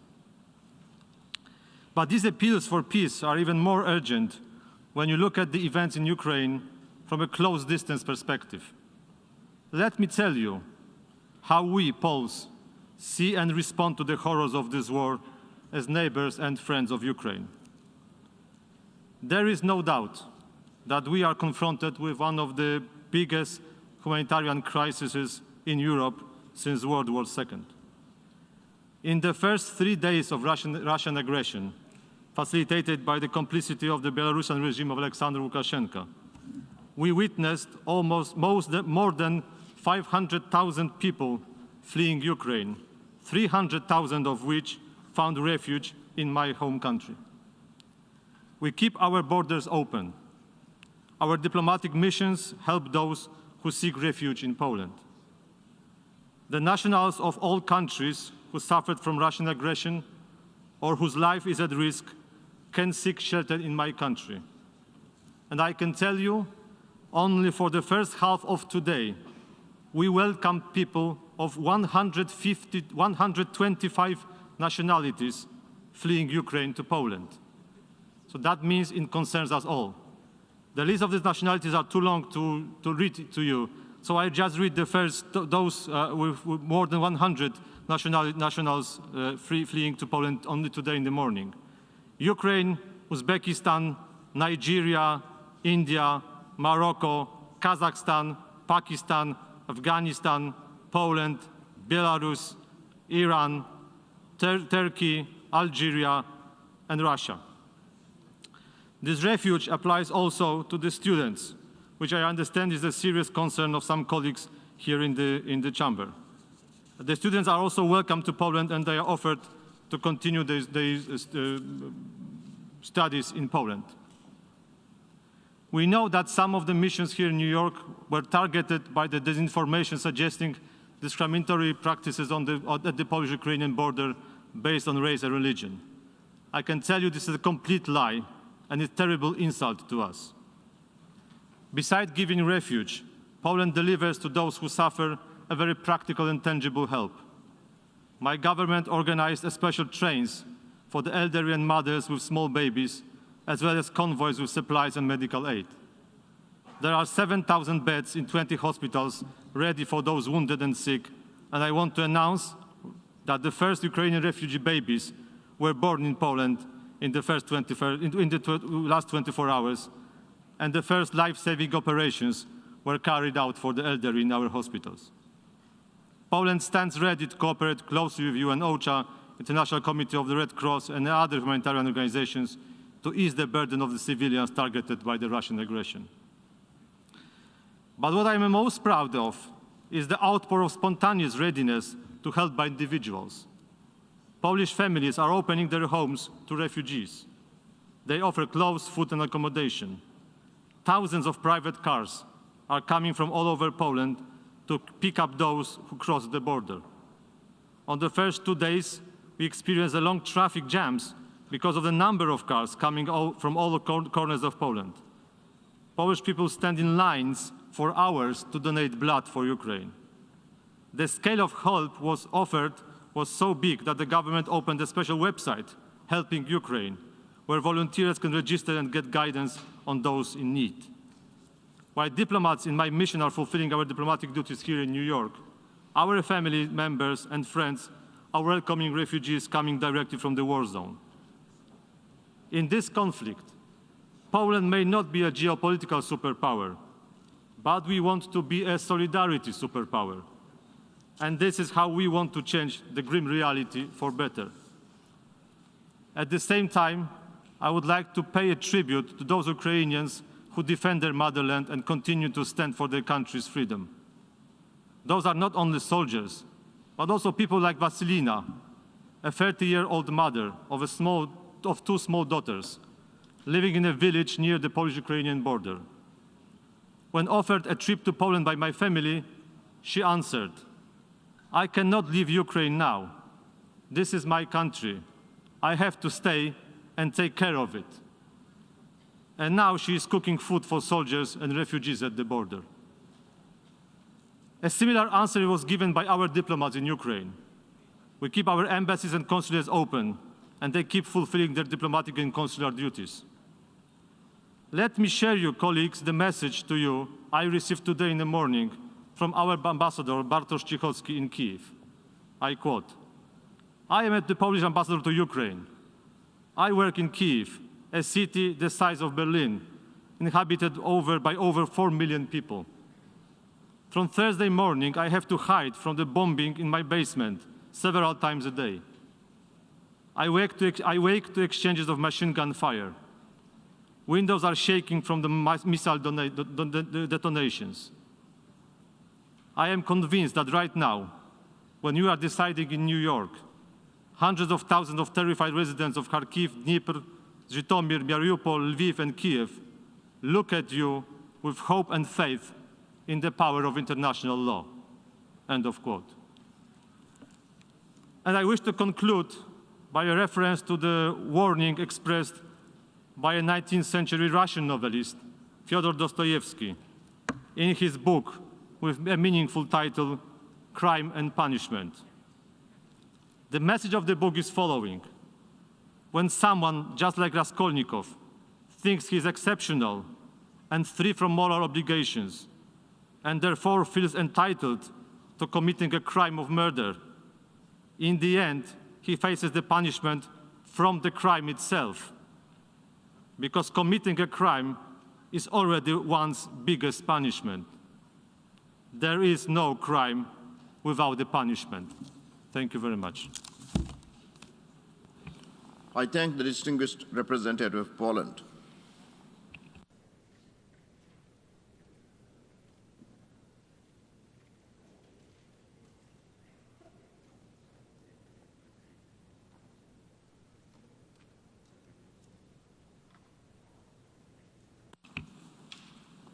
And now I give the floor to the distinguished representative of Austria.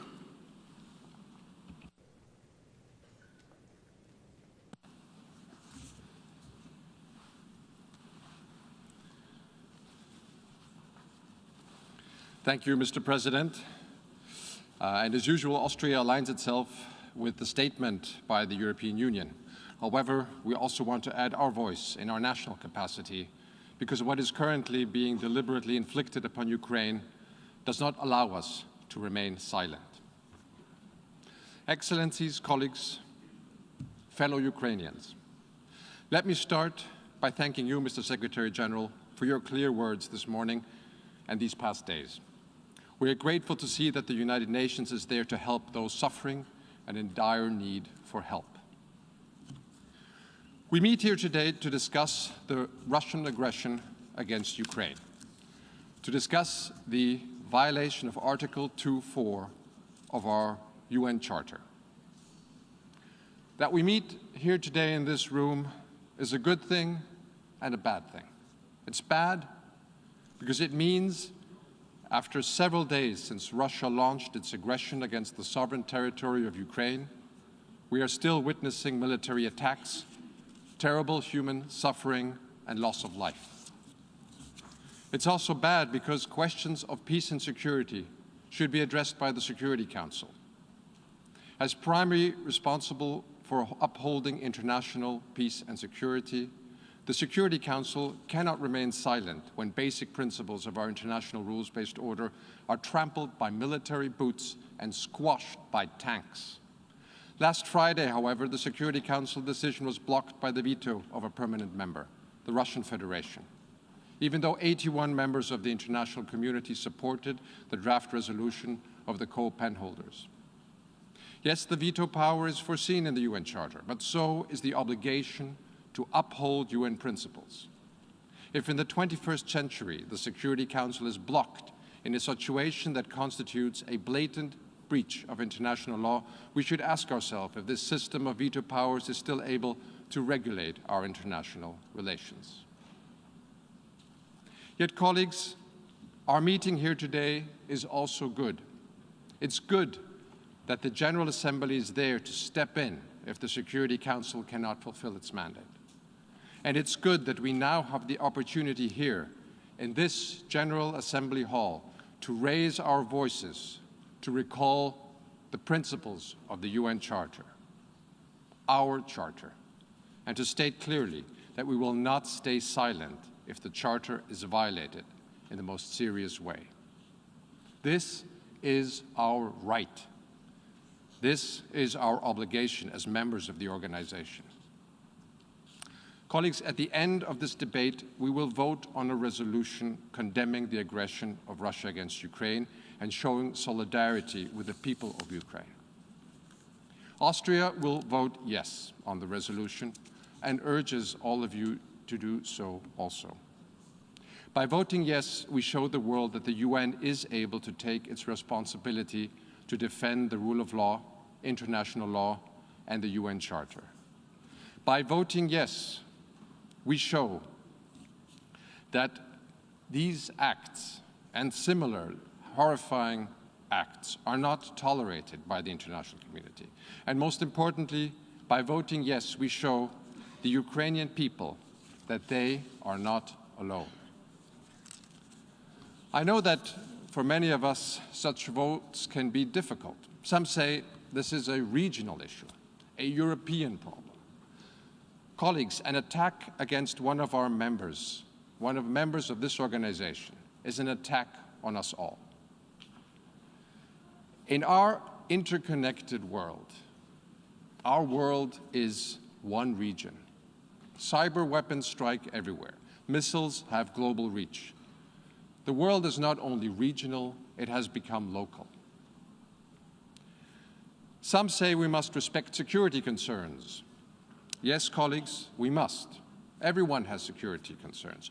Ukraine had them and gave up nuclear weapons and trusted that others would not harm them. But clearly, if you have security concerns, solve them with dialogue, not tanks. If a country with one of the largest armies and nuclear arsenals feels insecure, it should seek cooperation, dialogue, disarmament, and not force against others. Some say, well, look at others, look at these other instances that we have had. What about past violations? Colleagues, we know this whataboutism well. Trying to justify evil with past evil. Trying to excuse yourself by pointing to the faults of others. But just because we did not stand up in the past to injustice and evil, that should not prevent us from standing up now. Yes, it's true, others have committed aggressions, crimes, and faults. Yes, the international community has sometimes shown a lack of unity to act. And yes, the international community has sometimes been too hesitant. But let us not continue to make that same mistake now. Let us start a new era when we work together and stand up united for our common principles. Let's defend the rule of law. Let's not give in to the reign of the powerful. Let us vote yes on that resolution. Mr. President, Austria is not part of any military alliance. We rely for our security on the respect and implementation of international law, of treaties, of custom, including humanitarian law. Reports about Russian attacks on civilians and civilian objects in urban areas are extremely worrying. Rockets or missiles hitting apartment buildings in Kiev cannot be accepted.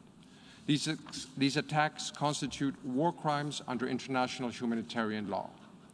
We urge Russia to strictly adhere to international humanitarian law, in particular regarding the protection of civilians in urban warfare, and immediately cease these attacks and refrain from using explosive weapons in populated areas.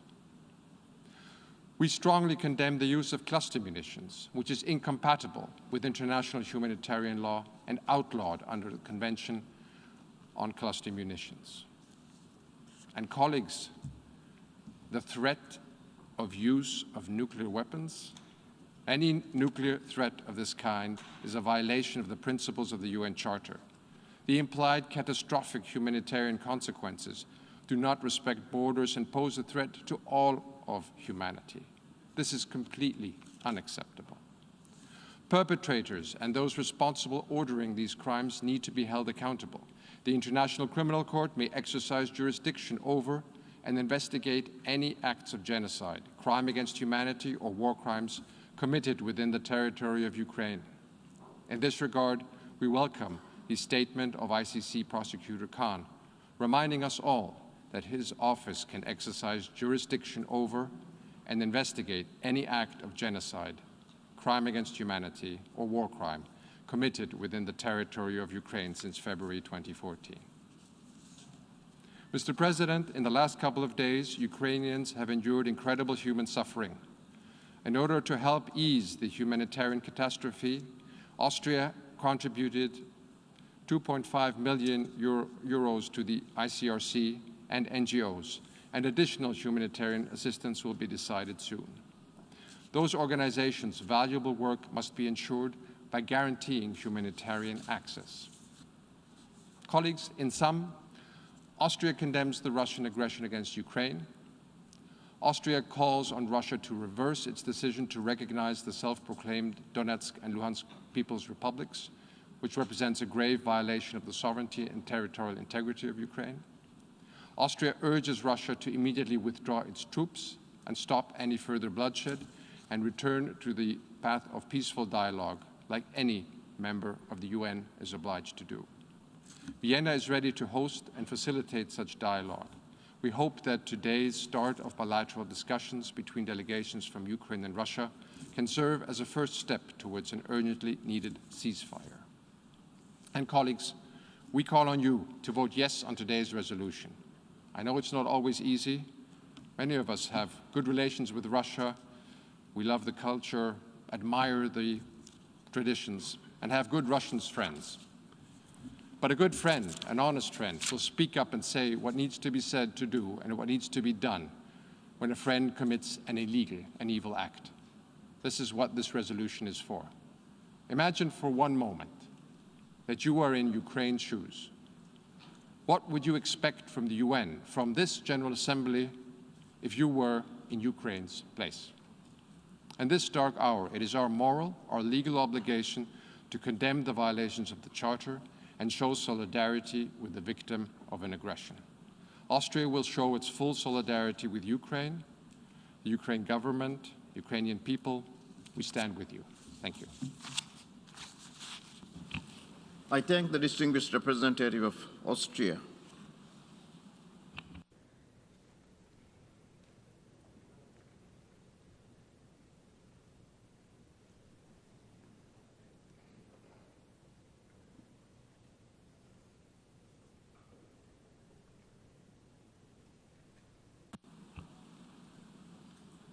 I now give the floor to the distinguished representative of Czech Republic.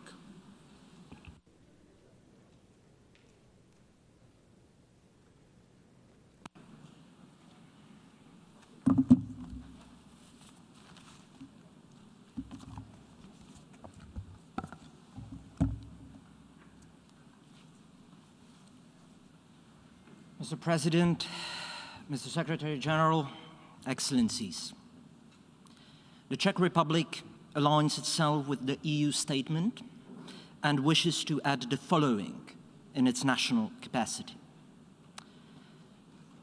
Let me begin with the most important words I can say here today.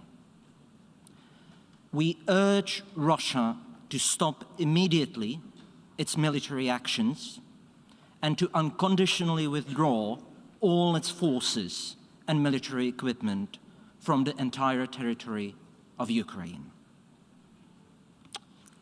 We are meeting here today at a critical moment, not just for Ukraine or Europe, but for the United Nations as a whole. A permanent member of the UN Security Council has started a war of aggression against a fellow UN member state. It is a blatant violation of international law. It is a flagrant violation of the UN Charter and its principles, which all we should uphold and abide by. This seminal document was written with the express purpose of averting the scourge of war. Russian President Putin chose to reject diplomacy and multiple offers for talks. Instead, he decided to launch a savage conquest, inflicting untold pain and suffering on the people of Ukraine. There are horrific reports coming from Ukraine. Civilians, including children, being killed in their hometowns. Families separated, hundreds of thousands of people forced to flee for their lives. Mr. President, let me make it crystal clear. Russia and its people are under no threat from Ukraine or NATO. We condemn in the strongest terms Mr. Putin's threat of using nuclear weapons. Indeed, it is a very dangerous rhetoric and only further exacerbates the overall security situation. Nothing can justify the use of nuclear weapons. Mr. President, Russia must be held accountable for its aggressive actions. Ukraine has accepted the jurisdiction of the International Criminal Court related to genocide, crimes against humanity, and war crimes. We will be looking to the ICC to prioritize investigations of crimes committed in Ukraine. Similarly, we strongly support Ukraine's filing of a case against Russia at the International Court of Justice, requesting the ICJ to order Russia to cease its unlawful attack on Ukraine and to stop Russia's false claims that acts of genocide have been perpetrated in the Luhansk and Donetsk Oblast of Ukraine. Mr. President, I would like to reiterate my country's unwavering support for the sovereignty, territorial integrity, and independence of Ukraine within its internationally recognized borders, including the illegally annexed Crimea. This is why the Czech Republic throws its full support behind the draft UN General Assembly resolution. The people of the Czech Republic stand firmly with Ukraine. Suffering of innocent civilians in Ukraine has raised a huge wave of solidarity among our people. Humanitarian aid is pouring across the border and to border regions where Ukrainians are fleeing in a desperate search for safety. The Czech government, local communities, as well as individuals, have offered and provided help to the people who have fled from the suffering caused by the Russian aggression, and we will continue to do so.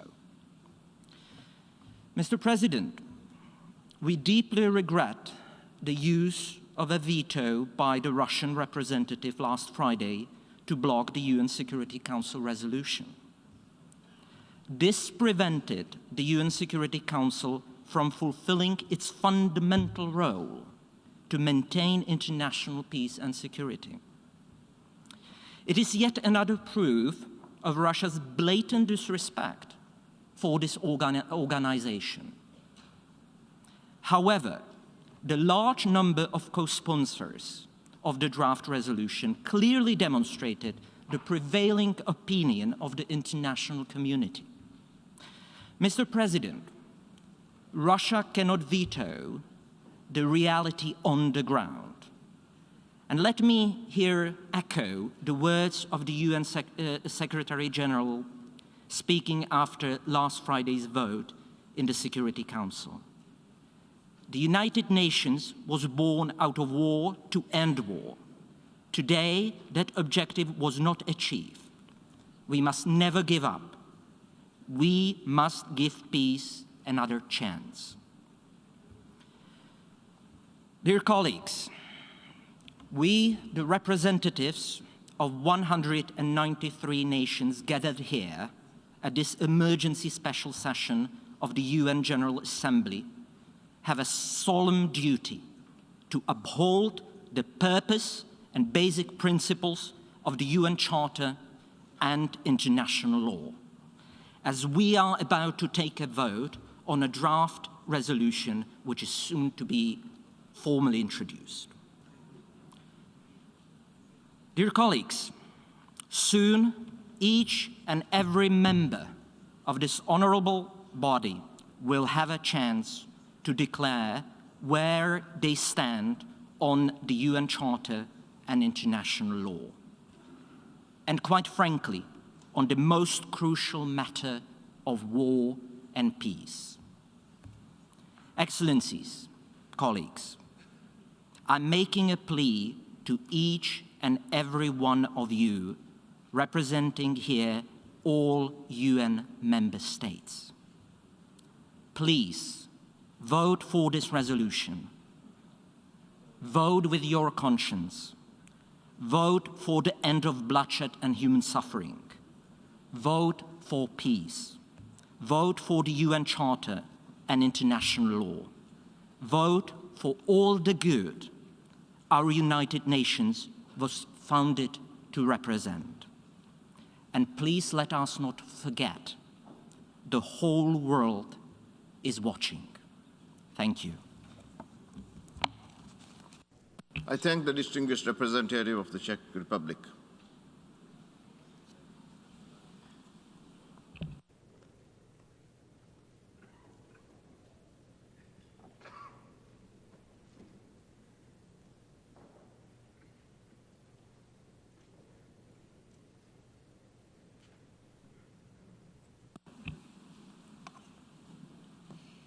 And now I give the floor to the distinguished representative of Switzerland.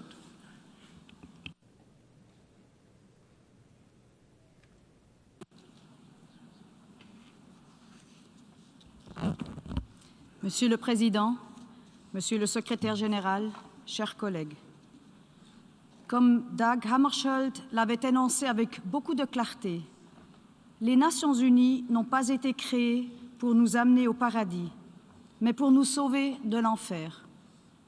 Et pourtant, ce que la population en Ukraine vit pendant ces jours ressemble beaucoup à ce à quoi nous nous sommes engagés à éviter.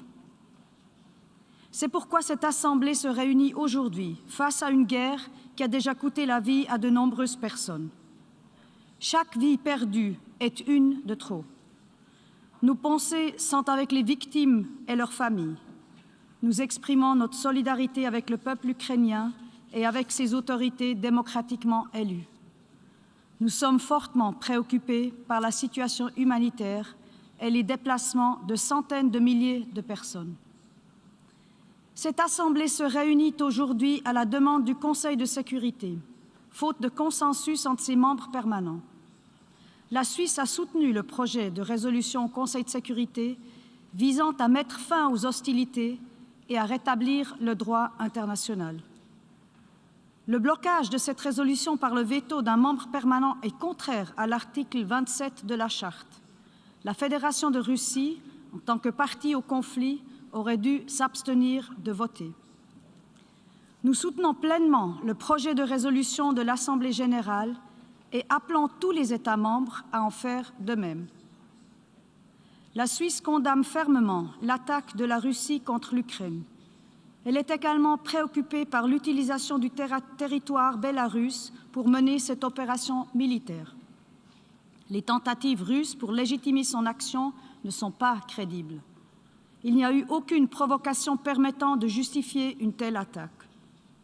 Nous appelons la Russie, comme tous les États dotés d'armes nucléaires, à s'abstenir de toute menace d'utilisation de ces armes, voire de leur utilisation. La Russie vient de se joindre à une déclaration des P5 qui réaffirmait qu'une guerre nucléaire ne peut être gagnée, ne doit jamais être menée. La Suisse réitère son plein soutien à l'indépendance, à la souveraineté et à l'intégrité territoriale de l'Ukraine, à l'intérieur de ses frontières internationalement reconnues. La Suisse appelle à nouveau toutes les parties à respecter le droit international humanitaire, ainsi que les droits de l'homme. Nous en condamnons toutes les violations. Cela vaut également pour le cyberespace. La protection de la population civile ainsi que des personnes hors de combat doit être la priorité. La Suisse est profondément préoccupée par les allégations étayées d'utilisation d'armes à sous-munitions. Les biens indispensables à la survie de la population civile, de même que les infrastructures civiles et médicales, ne doivent pas être pris pour cible. De plus, nous demandons aux parties d'assurer l'accès humanitaire rapide et sans entrave, ainsi que la sécurité du personnel humanitaire et médical. La Suisse est solidaire. Elle s'engage à mobiliser des ressources supplémentaires pour répondre aux besoins humanitaires en Ukraine et dans la région. Conjointement avec ses partenaires européens, elle maintiendra sa longue tradition d'accueil pour les réfugiés. En outre, la Suisse a repris entièrement les sanctions de l'Union européenne contre la Russie. Nous saluons le travail de la mission spéciale d'observation de l'Organisation pour la sécurité et la coopération en Europe. Nous regrettons que la situation grave n'a laissé pas d'autre choix à l'organisation que d'évacuer temporairement son personnel. La Suisse salue l'offre de bons offices du secrétaire général des Nations unies ainsi que les efforts diplomatiques des États membres qui n'ont négligé aucune piste afin de promouvoir une résolution diplomatique par la voie du dialogue. La Suisse réitère son offre des bons offices si les parties au conflit le souhaitent. Nous saluons le fait que les parties au conflit se soient réunies aujourd'hui pour de premières négociations. Nous espérons, comme le secrétaire général, vivement que ces discussions aboutiront le plus rapidement possible à de résultats concrets, comme par exemple un cessez-le-feu. Ce conflit, comme tout conflit, ne peut être résolu que par le dialogue. Je vous remercie. I thank the distinguished representative of Switzerland.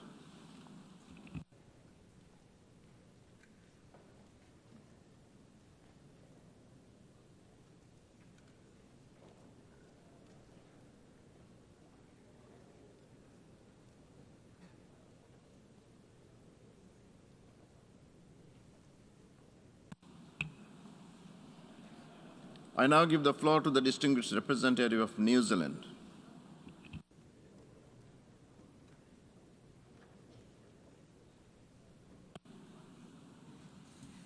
Mr. President, Mr. Secretary-General, today our thoughts are with the people of Ukraine as they continue to fight Russia's large-scale invasion. Innocent lives lost, everyday lives in turmoil, young and old lives that will never be the same as innocent people suddenly find themselves as refugees.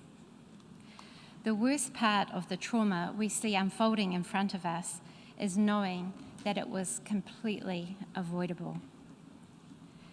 New Zealand is in no doubt that the conflict in Ukraine is a direct result of the unprovoked and unjustified actions of Russia and its decision to flagrantly ignore international law.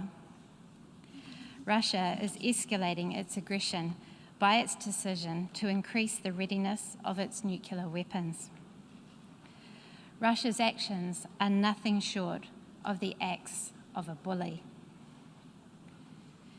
New Zealand supports the Secretary-General's assessment that these acts represent a clear violation of the territorial integrity and sovereignty of Ukraine and are inconsistent with the principles of the Charter of the United Nations. In standing in support of Ukraine, we are also standing in defence of the UN Charter. We cannot pick and choose when to espouse the centrality of the Charter.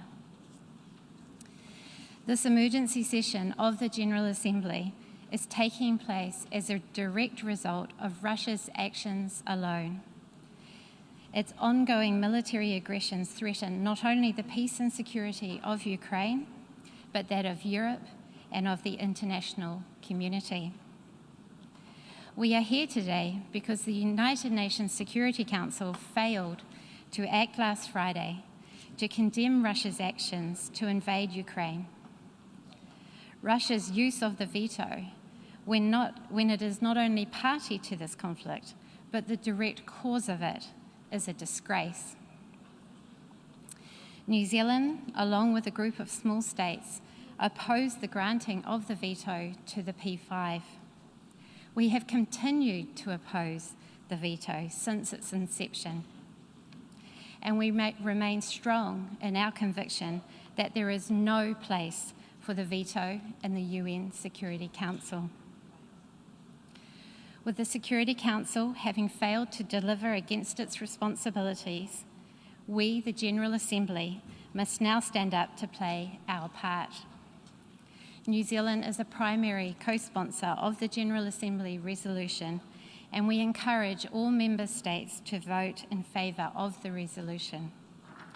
In support of Ukraine, in support of international peace and security, and in support of our treasured UN Charter.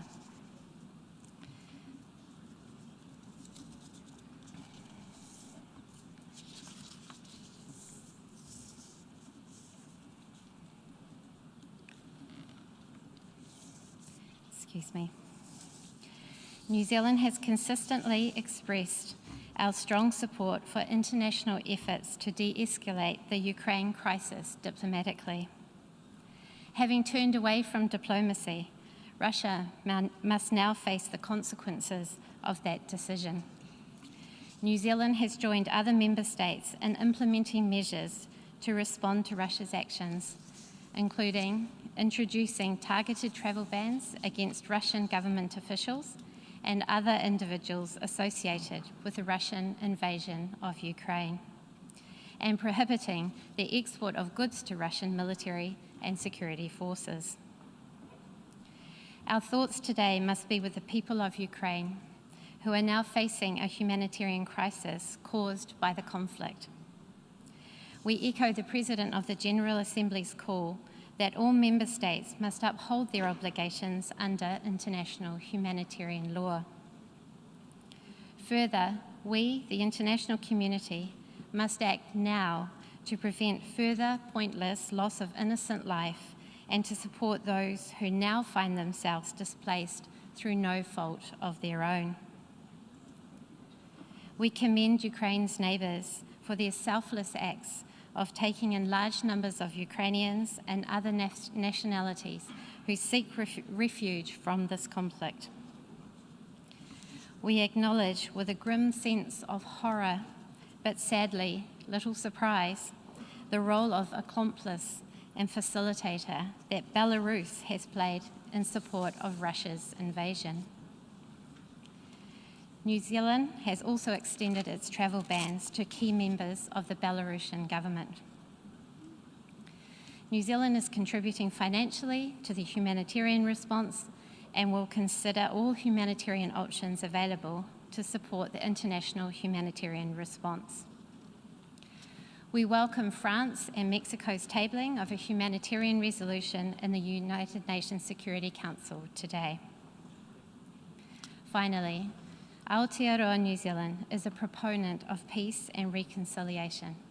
In this vein, we say to Russia, act consistently with your international obligations. Cease military operations in Ukraine. Permanently withdraw to avoid a catastrophic and pointless loss of innocent life. Take all possible steps to protect civilians in line with international humanitarian law and return to diplomatic negotiations as a pathway to resolve this conflict. Thank you. I thank the distinguished representative of New Zealand.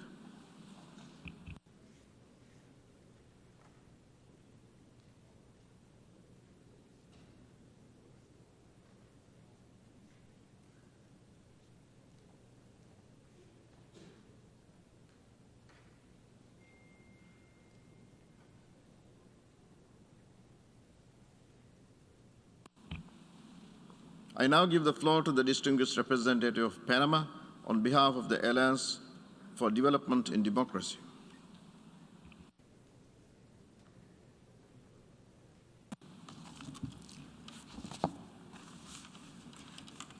Señor Presidente y señor Secretario General, la República de Panamá, en nombre de la República de Costa Rica y República Dominicana, como países miembros de la Alianza para el Desarrollo en Democracia, tiene el honor de dirigirse a esta 11ª sesión especial de emergencia con el fin de expresar su posición de esta convocatoria y al proyecto de resolución la agresión armada no provocada por la Federación Rusa contra Ucrania. Las delegaciones de Panamá, Costa Rica y República Dominicana, sobre la base de valores compartidos y el respeto a la Carta de las Naciones Unidas y al derecho internacional, condenamos el uso de la fuerza y la violación de la soberanía y la integridad territorial de Ucrania por parte de la Federación Rusa. La Alianza respalda al Secretario General de las Naciones Unidas, Antonio Guterres, en su llamado a que cesen las hostilidades y se potencie la aplicación de la moderación y la razón y que se respete el derecho internacional humanitario y la protección de los civiles. Reiteramos que todos los esfuerzos deben encaminarse también en posibilitar el acceso rápido, seguro y sin obstáculos de la asistencia humanitaria a quienes lo necesitan en Ucrania, para proteger a los civiles, incluido personal humanitario y las personas en situaciones vulnerables, en especial los niños y niñas. La grave situación que plantea el desplazamiento de miles de ucranianos en busca de un refugio seguro en los países vecinos supone un desafío adicional a la compleja crisis global que ya nos había planteado la pandemia. Por ello, los países latinoamericanos, incluidos los miembros de la Alianza, hemos emprendido esfuerzos conjuntos para que se facilite un tránsito seguro de nuestros connacionales que crucen la frontera de Ucrania. el diálogo y la negociación, acompañados del respeto a la letra y al espíritu de la Carta de Naciones Unidas, las resoluciones de la Asamblea General y el derecho internacional, constituyen la única garantía para una solución duradera al conflicto que hoy aqueja a Europa del Este. Finalmente, hacemos un llamado firme para que se retomen las vías de la negociación y el diálogo diplomático, que la promoción de la paz y el respeto al multilateralismo sean el eje de las acciones en esta coyuntura. Muchísimas gracias. I thank the distinguished representative of Panama.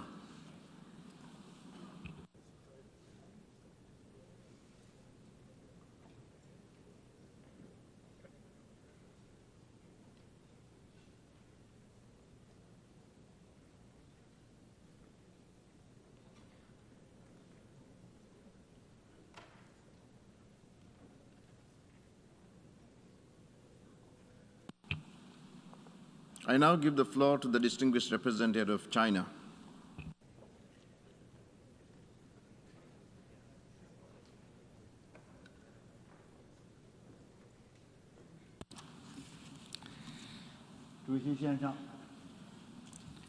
乌克兰局势发生急剧变化，中方对此高度关注。局势发展到这一步，是中方不愿看到的，也不符合任何一方的利益。当务之急是，有关各方要保持必要克制，防止局势进一步恶化，同时要加大推动政治解决的外交努力。中方欢迎乌克兰同俄罗斯已经开始直接对话谈判，乌克兰应当成为东西方沟通的桥梁，而不应成为大国对抗的前沿。我们呼吁为当事方直接谈判创造有利氛围和条件，因为这是解决问题的根本出路。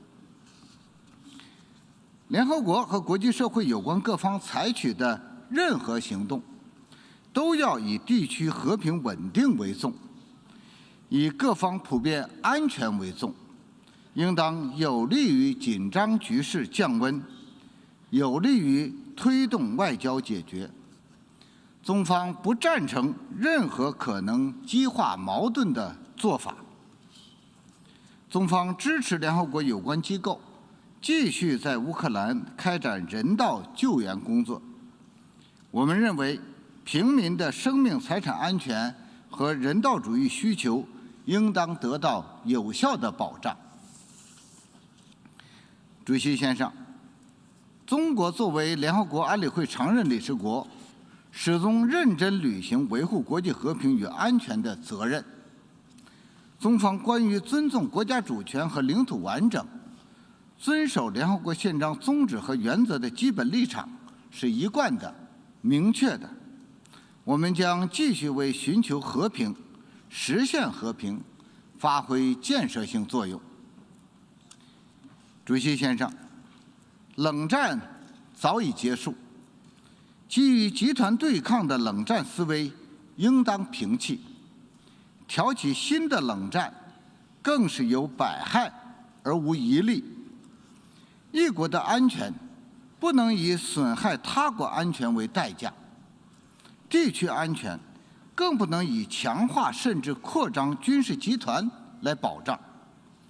中方支持欧盟、北约与俄罗斯重启对话，秉持安全不可分割理念，妥善解决包括俄罗斯在内各方正当的安全诉求，寻求构建均衡、有效、可持续的欧洲安全机制，实现欧洲大陆的长治久安。我谢谢你，主席先生。I thank the distinguished representative of China.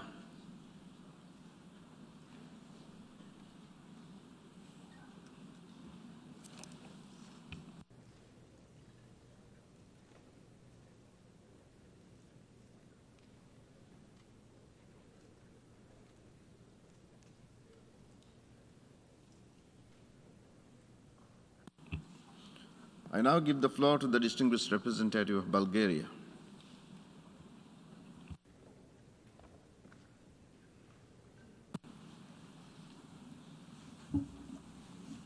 Thank you, Mr. President. Mr. President, distinguished delegates, Bulgaria aligns itself with the statement delivered on behalf of the European Union, and I would like to highlight a few points in my national capacity. Mr. President, we have gathered here today under extraordinary circumstances that defy reason, but unfortunately are reality. And that reality is that the Russian Federation, a permanent member of the Security Council, is executing an act of aggression against Ukraine, a founding member of the UN. Bulgaria condemns in the strongest possible terms this unprovoked and unjustified military aggression, which is in gross violation of international law and of the principles of the UN Charter. The illegal military aggression of the Russian Federation against Ukraine not only undermines global security and stability, but also puts the international rules-based order in jeopardy. It is deplorable that the Russian Federation used its veto power to prevent the Security Council from exercising its primary responsibility for maintenance of international peace and security. However, the decision of the Security Council to urgently refer the matter to the General Assembly by calling an emergency special session demonstrates the resolve of the rest of the Council to do everything possible to address this serious act of aggression. The fact that for the first time in 40 years, the Security Council takes such a decision speaks of the gravity of the situation. We commend the decision by the Security Council, and now it is up to all of us to live up to the responsibility to uphold the principles of the UN Charter and international law and to send a strong and unequivocal message by condemning the act of aggression and the illegal actions by the Kremlin. Bulgaria demands that the Russian Federation immediately cease its military actions, unconditionally withdraw all forces and military equipment from the entire territory of Ukraine, and fully respect Ukraine's territorial integrity, sovereignty, and independence within its internationally recognized borders. The use of force and coercion to change borders has no place in the 21st century. Tensions and conflicts should be resolved exclusively through dialogue and diplomacy. We strongly condemn the involvement of Belarus in this aggression, including by providing its territory to be used as a launching ground for the Russian aggression, and call on it to refrain from such action and to abide by its international obligations. The reports of civilian casualties, including of children, and the destructions of civilian infrastructure, including critical infrastructure, are deeply concerning. We are particularly outraged by the use of weapons that have indiscriminate effect in residential areas and against the civilian population. This is unacceptable and must stop immediately. We call on the Russian Federation to fully respect international humanitarian law and international human rights law and to allow safe and unhindered humanitarian access and assistance to all persons in need. The Russian Federation bears full responsibility for this aggression and all the destruction and loss of life, and the leadership of the Russian Federation should and will be held accountable in accordance with international law. Mr. President, colleagues, it is our duty to do the right thing. We need to stand together against any act of aggression and against any violation of the UN Charter. We need to fiercely defend the principles of the UN Charter, international law, and the rules-based order because they are our only guarantee for peace.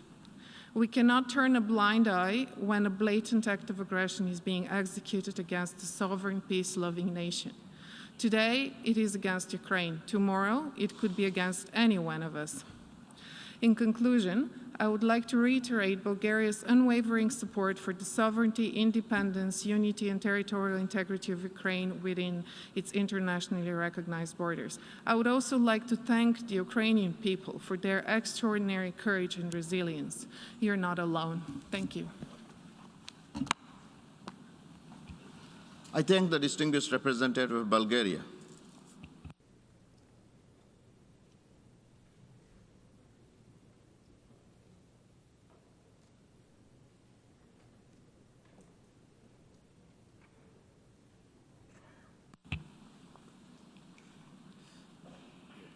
I now give the floor to the distinguished representative of Italy.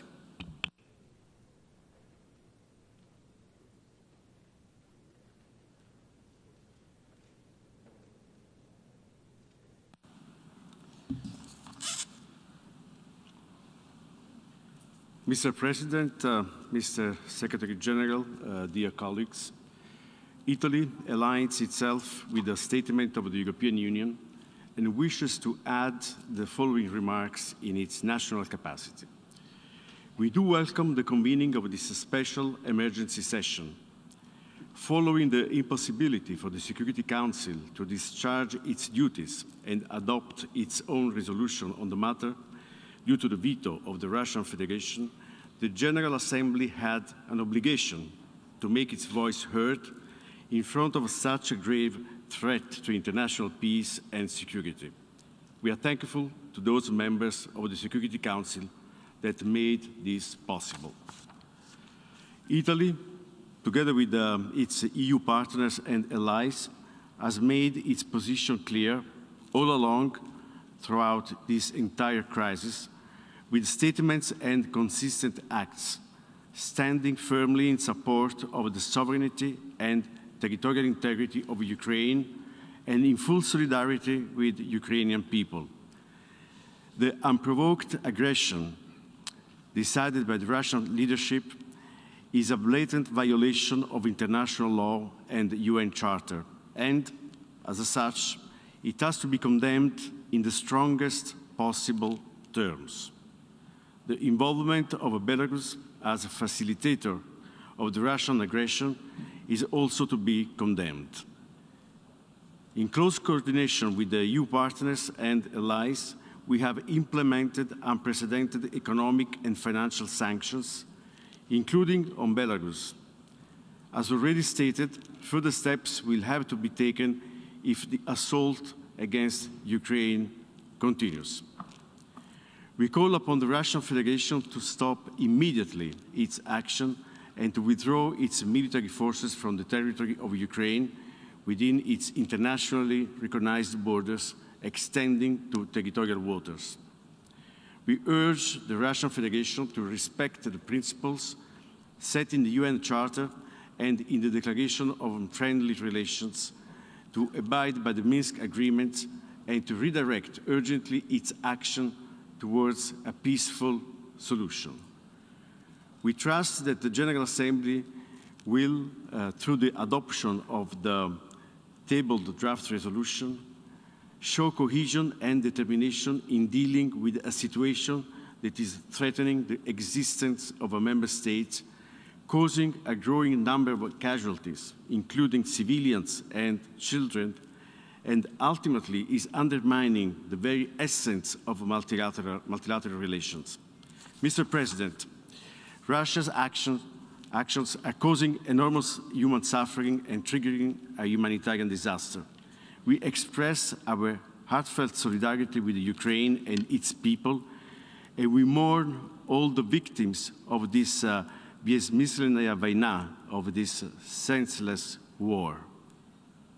Together with our partners and building on the support it has to be provided since 2014, Italy is scaling up its financial and material support to strengthen the capabilities and resilience of Ukraine, with an amount of around 110 million euros in aid, credit and grants and additional contributions. We are also determined to provide increased humanitarian support to assist the people of Ukraine in these dramatic circumstances. In this context, international humanitarian law must be upheld. Safe and unhindered humanitarian access must be granted. The humanitarian staff must be protected. We welcome the convening of a meeting of the Security Council on the humanitarian dimension of this crisis later today, and we hope that the discussions will lead to the adoption of a concrete deliverable.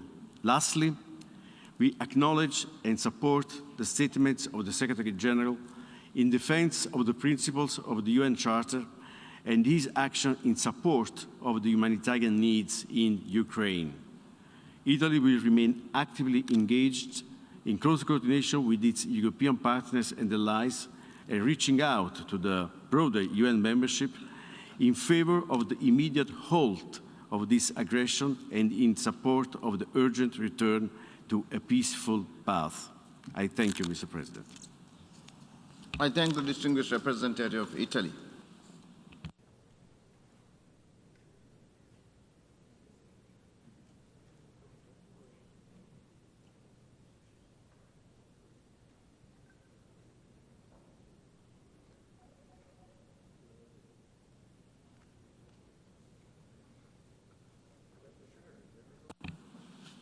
I now give the floor to the distinguished representative of Brazil.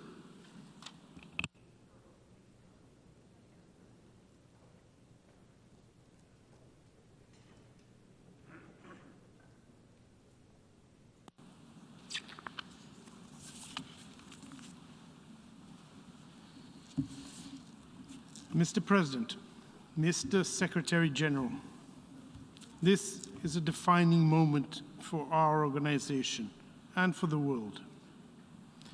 When the drafters of the Charter envisaged our collective security system back in 1945, they probably thought they had seen the worst in terms of tragedy and human suffering. If they were here today, they would doubt that assessment. We are under a swift escalation of tensions that could put all of humanity at risk, but we still have time to stop it. Brazil voted in favor of the draft resolution before the Security Council on the situation in Ukraine. We regret that the draft was not adopted, but firmly believe that the Security Council has not yet exhausted the instruments at its disposal to contribute to a negotiated and diplomatic solution towards peace.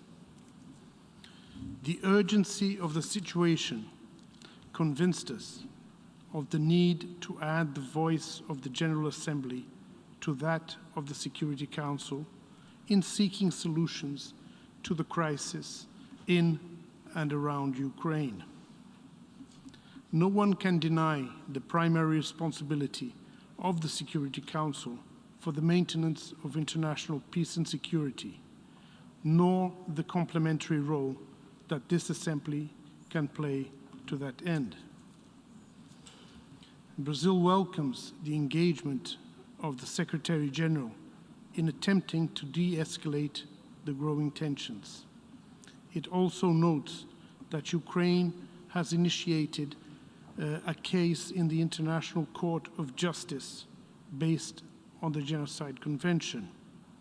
This is the moment for the principal organs of the United Nations to work together in pursuing one of the organization's main objectives, to save us from the scourge of war.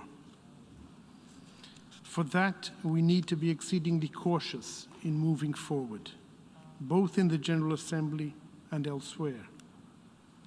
We are currently witnessing a succession of events that, if not contained soon, could lead to a much broader confrontation.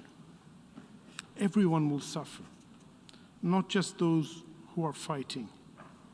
Those who have repeatedly pleaded for de-escalation will also bear the costs of the power play between NATO and Russia that we are currently witnessing.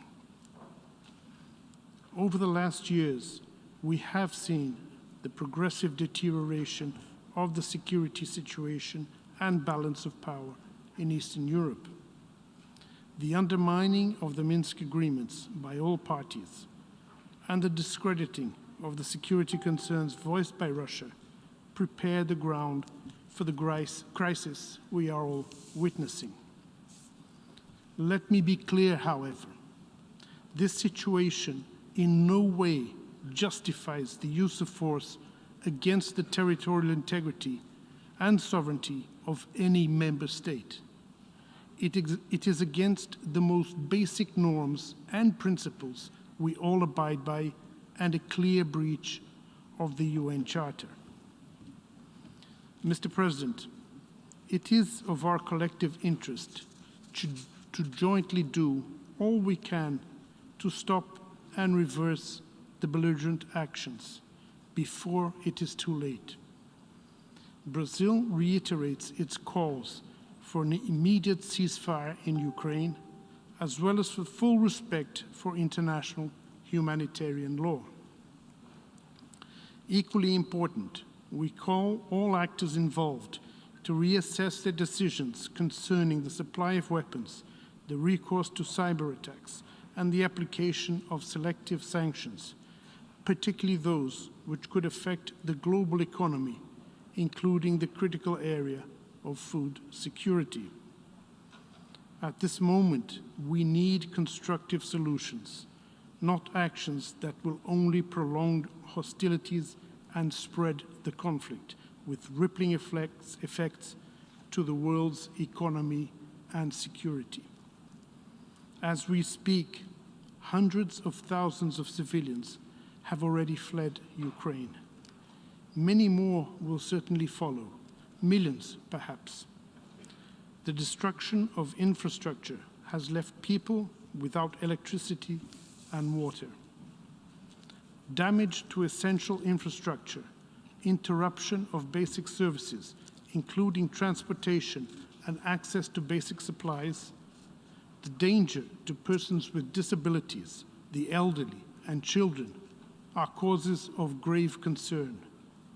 There are pressing humanitarian needs for medical services, medicines, health equipment, shelter, and protection. The prospect of hostilities conducted in populated areas, compounded by the possible use of explosive weapons and direct participation of civilians, is also extremely worrisome. We urge all parties to avoid this scenario at all costs, bearing in mind the grave risks it poses to the civilian population. We call on all parties to adopt measures to ensure the protection of civilians and of critical civilian infrastructure, as well as to ensure unhindered humanitarian access to all those in need and the protection of refugees and displaced persons. We also reiterate our appeal to Ukraine and Russia to facilitate the withdrawal of all persons who want to leave the Ukrainian territory. Brazil expresses its gratitude to Poland, Slovakia, Hungary, Moldova, Romania, and others that are facilitating the exit of people fleeing the conflict, including Brazilians and Latin Americans. Let me also take this opportunity to express our solidarity to all families who have lost someone in this war, to all people left without home, water, and electricity, to those who are fleeing in fear, sometimes with nowhere to go, and to everyone who is now trapped in a conflict zone, desperately attempting to find refuge. I wish to commend all personnel that are now in Ukraine trying to alleviate the suffering of the population. We know that you are doing your best in very challenging circumstances, and we know that more could be done to assist you in your efforts. And Mr. President, few times has the General Assembly been convened under the Uniting for Peace resolution. By meeting today, the international community shows its unwavering determination to reach a diplomatic solution to the ongoing conflict in Ukraine. A peaceful settlement of the crisis is not only the cessation of hostilities, it is about creating the conditions for a greater sense of security among all involved. It is about rebuilding bridges and regaining trust. And it is about respect. Respect for each other's legitimate security concerns, for civilian lives, for all countries that do not want a war, for international law, and for the most basic principles that have guided this organization since its inception. I thank you, Mr. President. I thank the distinguished representative of Brazil.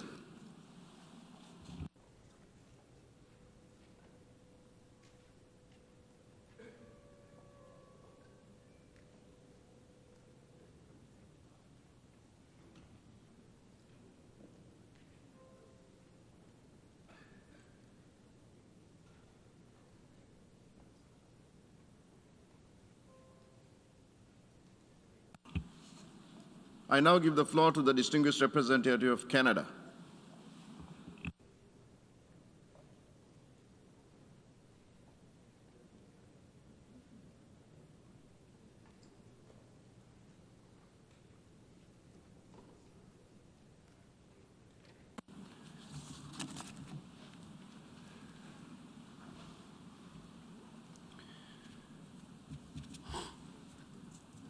Monsieur le Président, Monsieur le Secrétaire général,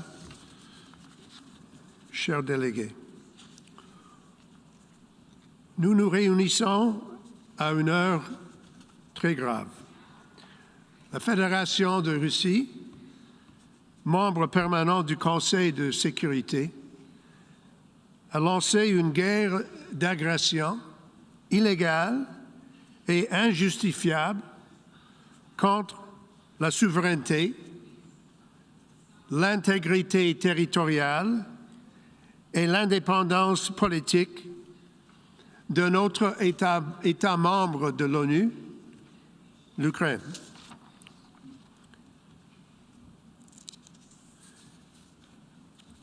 Les actions de la Russie constituent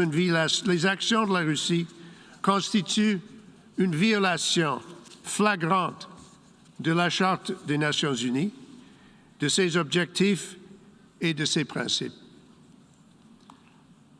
L'égalité souveraine de tous les États, le droit de tous les peuples à l'autodétermination, le règlement pacifique des différends et l'interdiction du recours à la force. En lançant cette guerre, la Russie cherche à détruire la liberté d'un peuple et d'une nation qui est souveraine, indépendante et intégrale. C'est une guerre qui est basée sur le désir du président Poutine d'un retour à l'impérialisme colonial. Ce sont des jours contre lesquels les membres des Nations unies luttent depuis des générations. Et encore, la Russie a empêché le Conseil de sécurité de s'acquitter de son devoir fondamental, protéger la paix et la sécurité du monde. Nous sommes ici parce que la Russie a une fois de plus utilisé son droit de veto, que nous pensons est toujours illégitime, comme elle l'a fait de nombreuses autres occasions. Et la Russie menace maintenant l'Ukraine, l'Europe et le monde entier d'utiliser les armes nucléaires en violation directe de la déclaration commune des dirigeants des 5 membres permanents du Conseil ce janvier. Mr. President, it was in January of this year that members of the P5 agreed that a recourse to the nuclear option, to the nuclear threat, to the nuclear possibility was wrong. They admitted that no one could win this kind of confrontation. Just a few days later, President Putin announced that he was going to resort to this threat, directly contrary to what he had promised signed, sealed, and delivered 6 weeks before. And so here we are, with a war that is a threat to each and every one of us.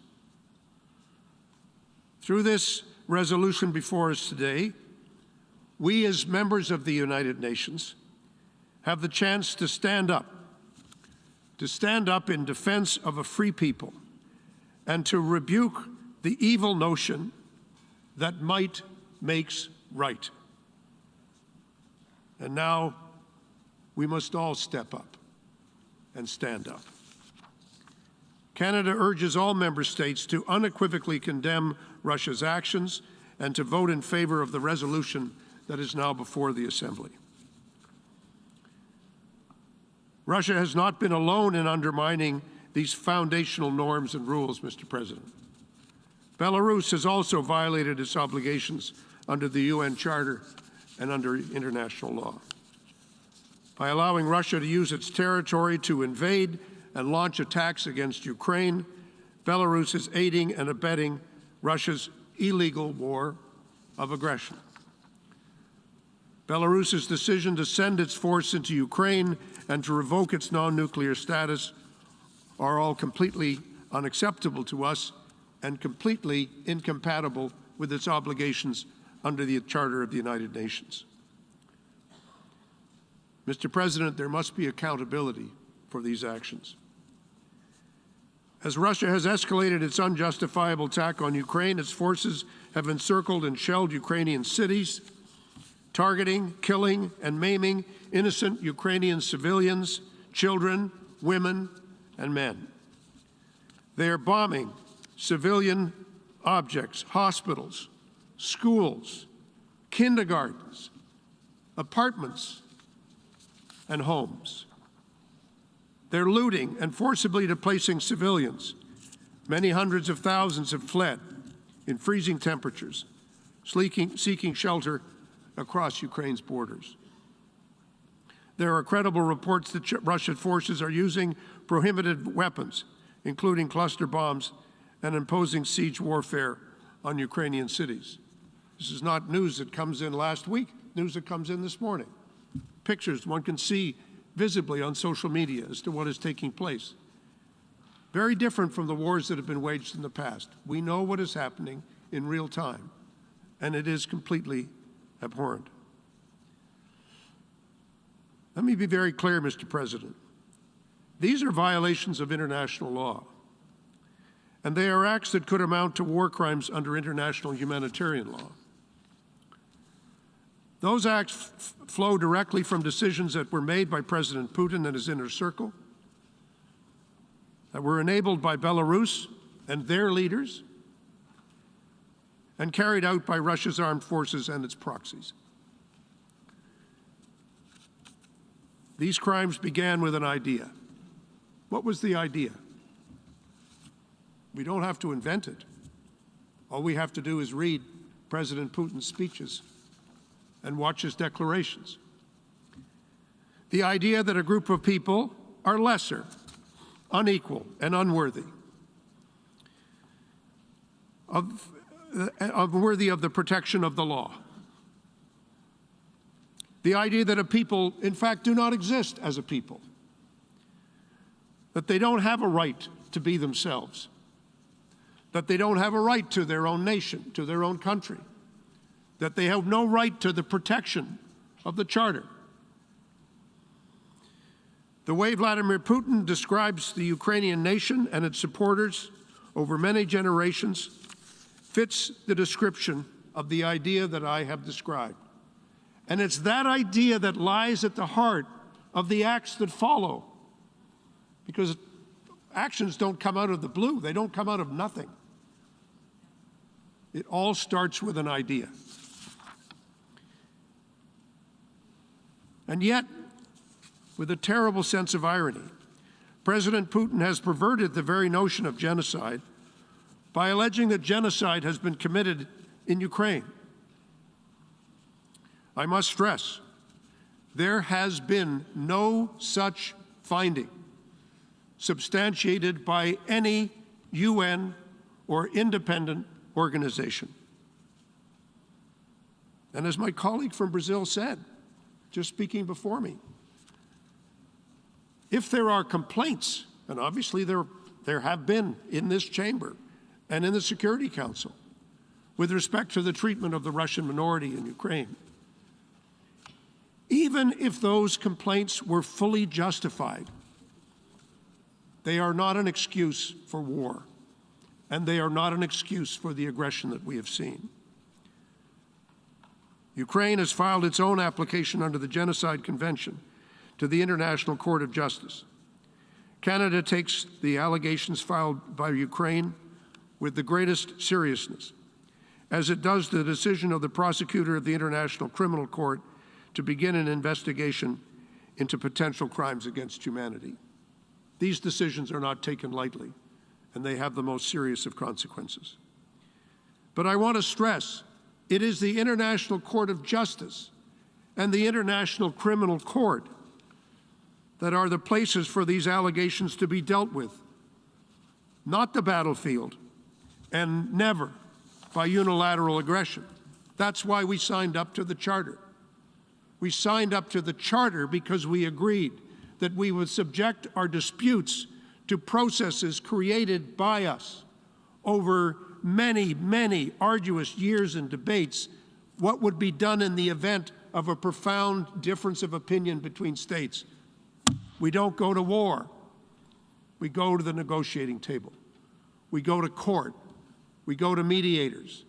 That's how we resolve disputes. The other way lies madness. Canada and the international community will spare no effort to ensure that violations of international law in Ukraine are in fact investigated, that evidence is gathered, and that the perpetrators are held to account. We do so not only out of our conviction that the use of history, that the arc of history tends towards justice. We do so because what Ukrainians are being subjected to is horrific, and they deserve better, and they deserve more.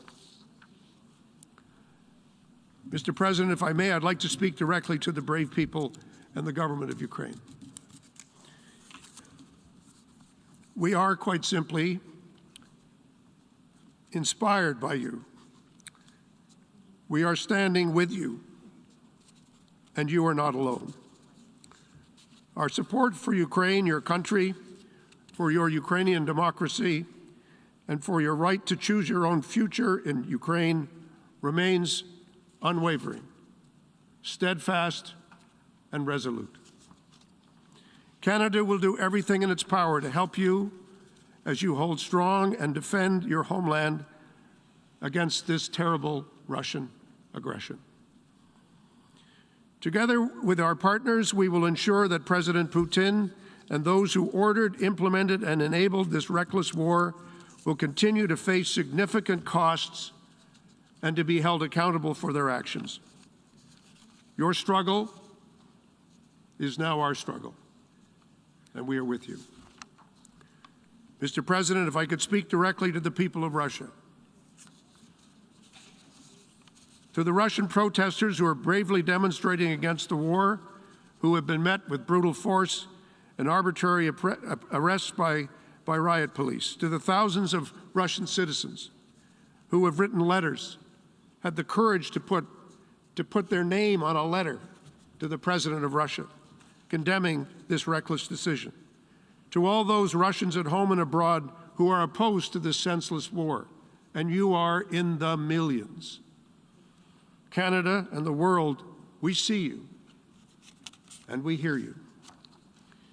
Your President, Vladimir Putin, has sorely miscalculated.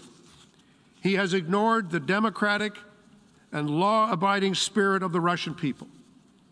He has underestimated the brave Ukrainians defending their country from aggression, with whom you have no cause for war. No cause for hatred, no cause for violence. And he has severely misjudged the resolve of the world to stand against him. Whatever lies are spoken here today, trying to justify the unjustifiable, or to explain the inexplicable. It is President Putin's war of choice that is making your lives much more difficult. But there is always time for de-escalation. There is always time for dialogue. And your president must choose this path. Should he not, I believe it will show just how much contempt he has for you and for the future of your country and the planet that we live on and share together. Mr. President, we should all say together, directly to President Putin, stop this war. Stop this war. Stop it before there is more death, more pain, and more hardship. Stop the use of threats. Take your finger away from the nuclear button and never put it back for as long as you live. Come to grips with the reality of our time, as in more serious and rational moments you have done. Mr. President, it is never too late to stop. It's never too late to make a turn to diplomacy, to dialogue, and to negotiation. The alternative cannot happen. So now it falls to all of us, as equal members of the United Nations, whose equality and sovereignty, as I've said before, is what we signed up to when we became members of this organization. We need to stand up to the principles, for the principles of the Charter, for the purposes of the Charter, and to heal the hurt and pain that has been caused by this terrible war of aggression. This responsibility belongs to us and to no others. We sit here, we have to make decisions. We have to take every step we can, the human footsteps to peace, to reconciliation, and to justice. That is now our job in the General Assembly. And we must seize this moment of accountability, this moment of justice, this moment of democracy. We must seize it together. Thank you very much, Mr. President. I thank the distinguished representative of Canada, and now I give the floor to the distinguished representative of Singapore.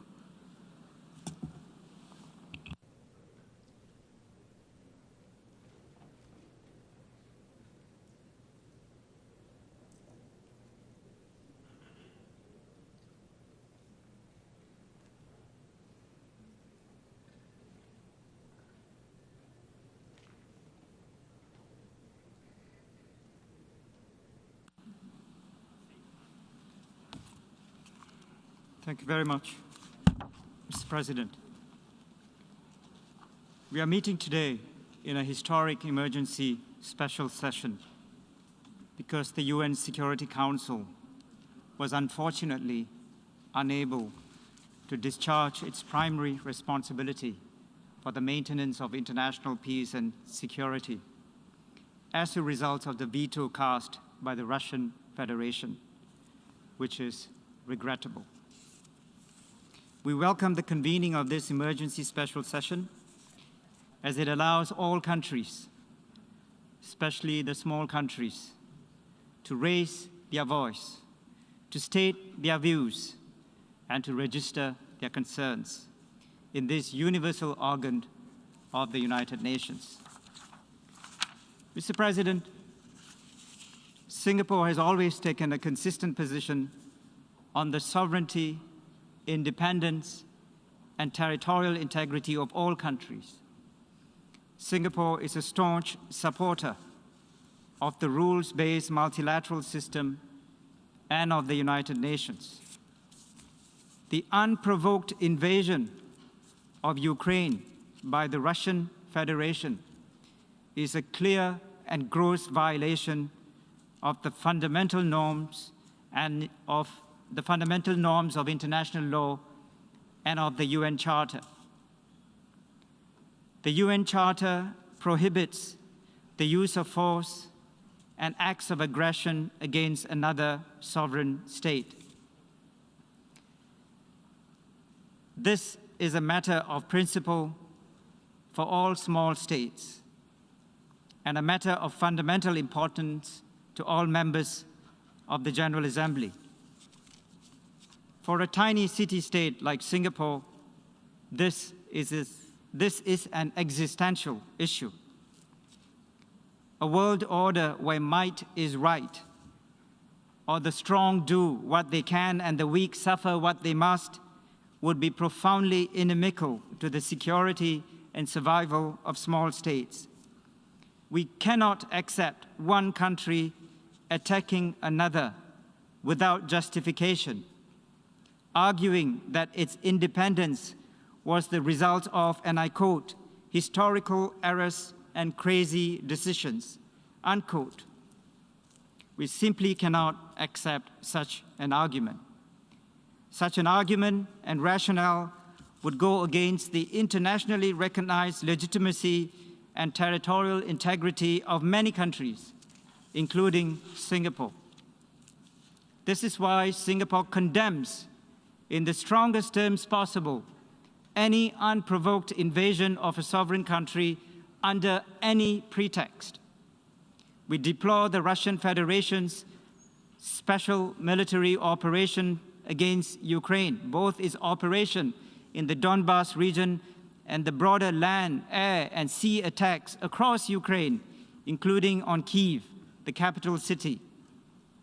We also note with great sadness and regret reports of the growing number of casualties and the loss of many innocent lives as a result of this unjustified attack and act of war.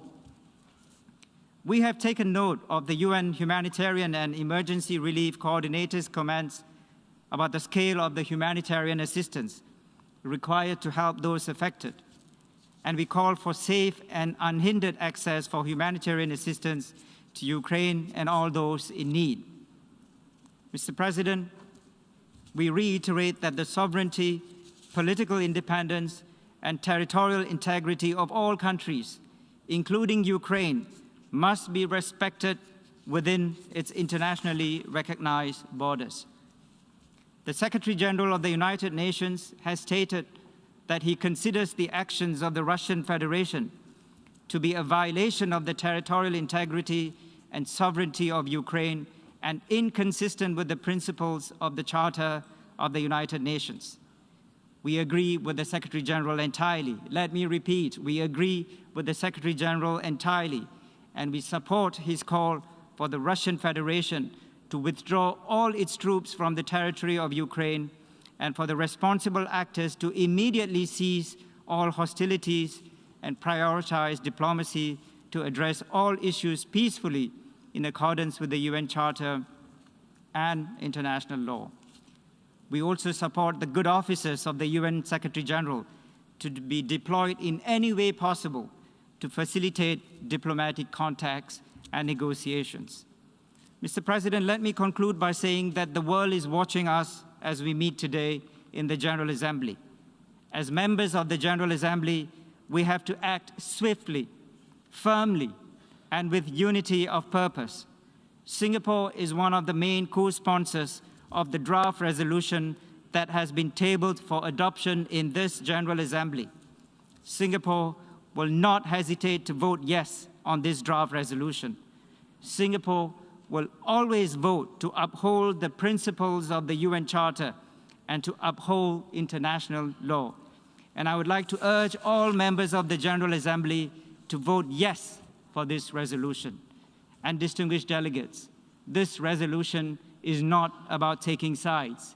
It is about upholding international law and the principles of the UN Charter. The United Nations, distinguished delegates, is being tested today. It is important that all countries, especially the small states, send a clear signal that we are united for peace and we are united to defend the principles of the Charter, and that we are united to uphold international law. I thank you for your attention. I thank the distinguished representative of Singapore. We have heard the last speaker in the debate on this item for this meeting. We shall hear the remaining speakers this afternoon. I would like to inform members that at 3 p.m. today, the General Assembly will first hold the 60th plenary meeting of the 76th regular session, as announced in the journal. This will be followed by the second plenary meeting of the 11th emergency special session, at which the debate on agenda item 5 will continue. The General Assembly has thus concluded this stage of its consideration of agenda item 5. The meeting is adjourned.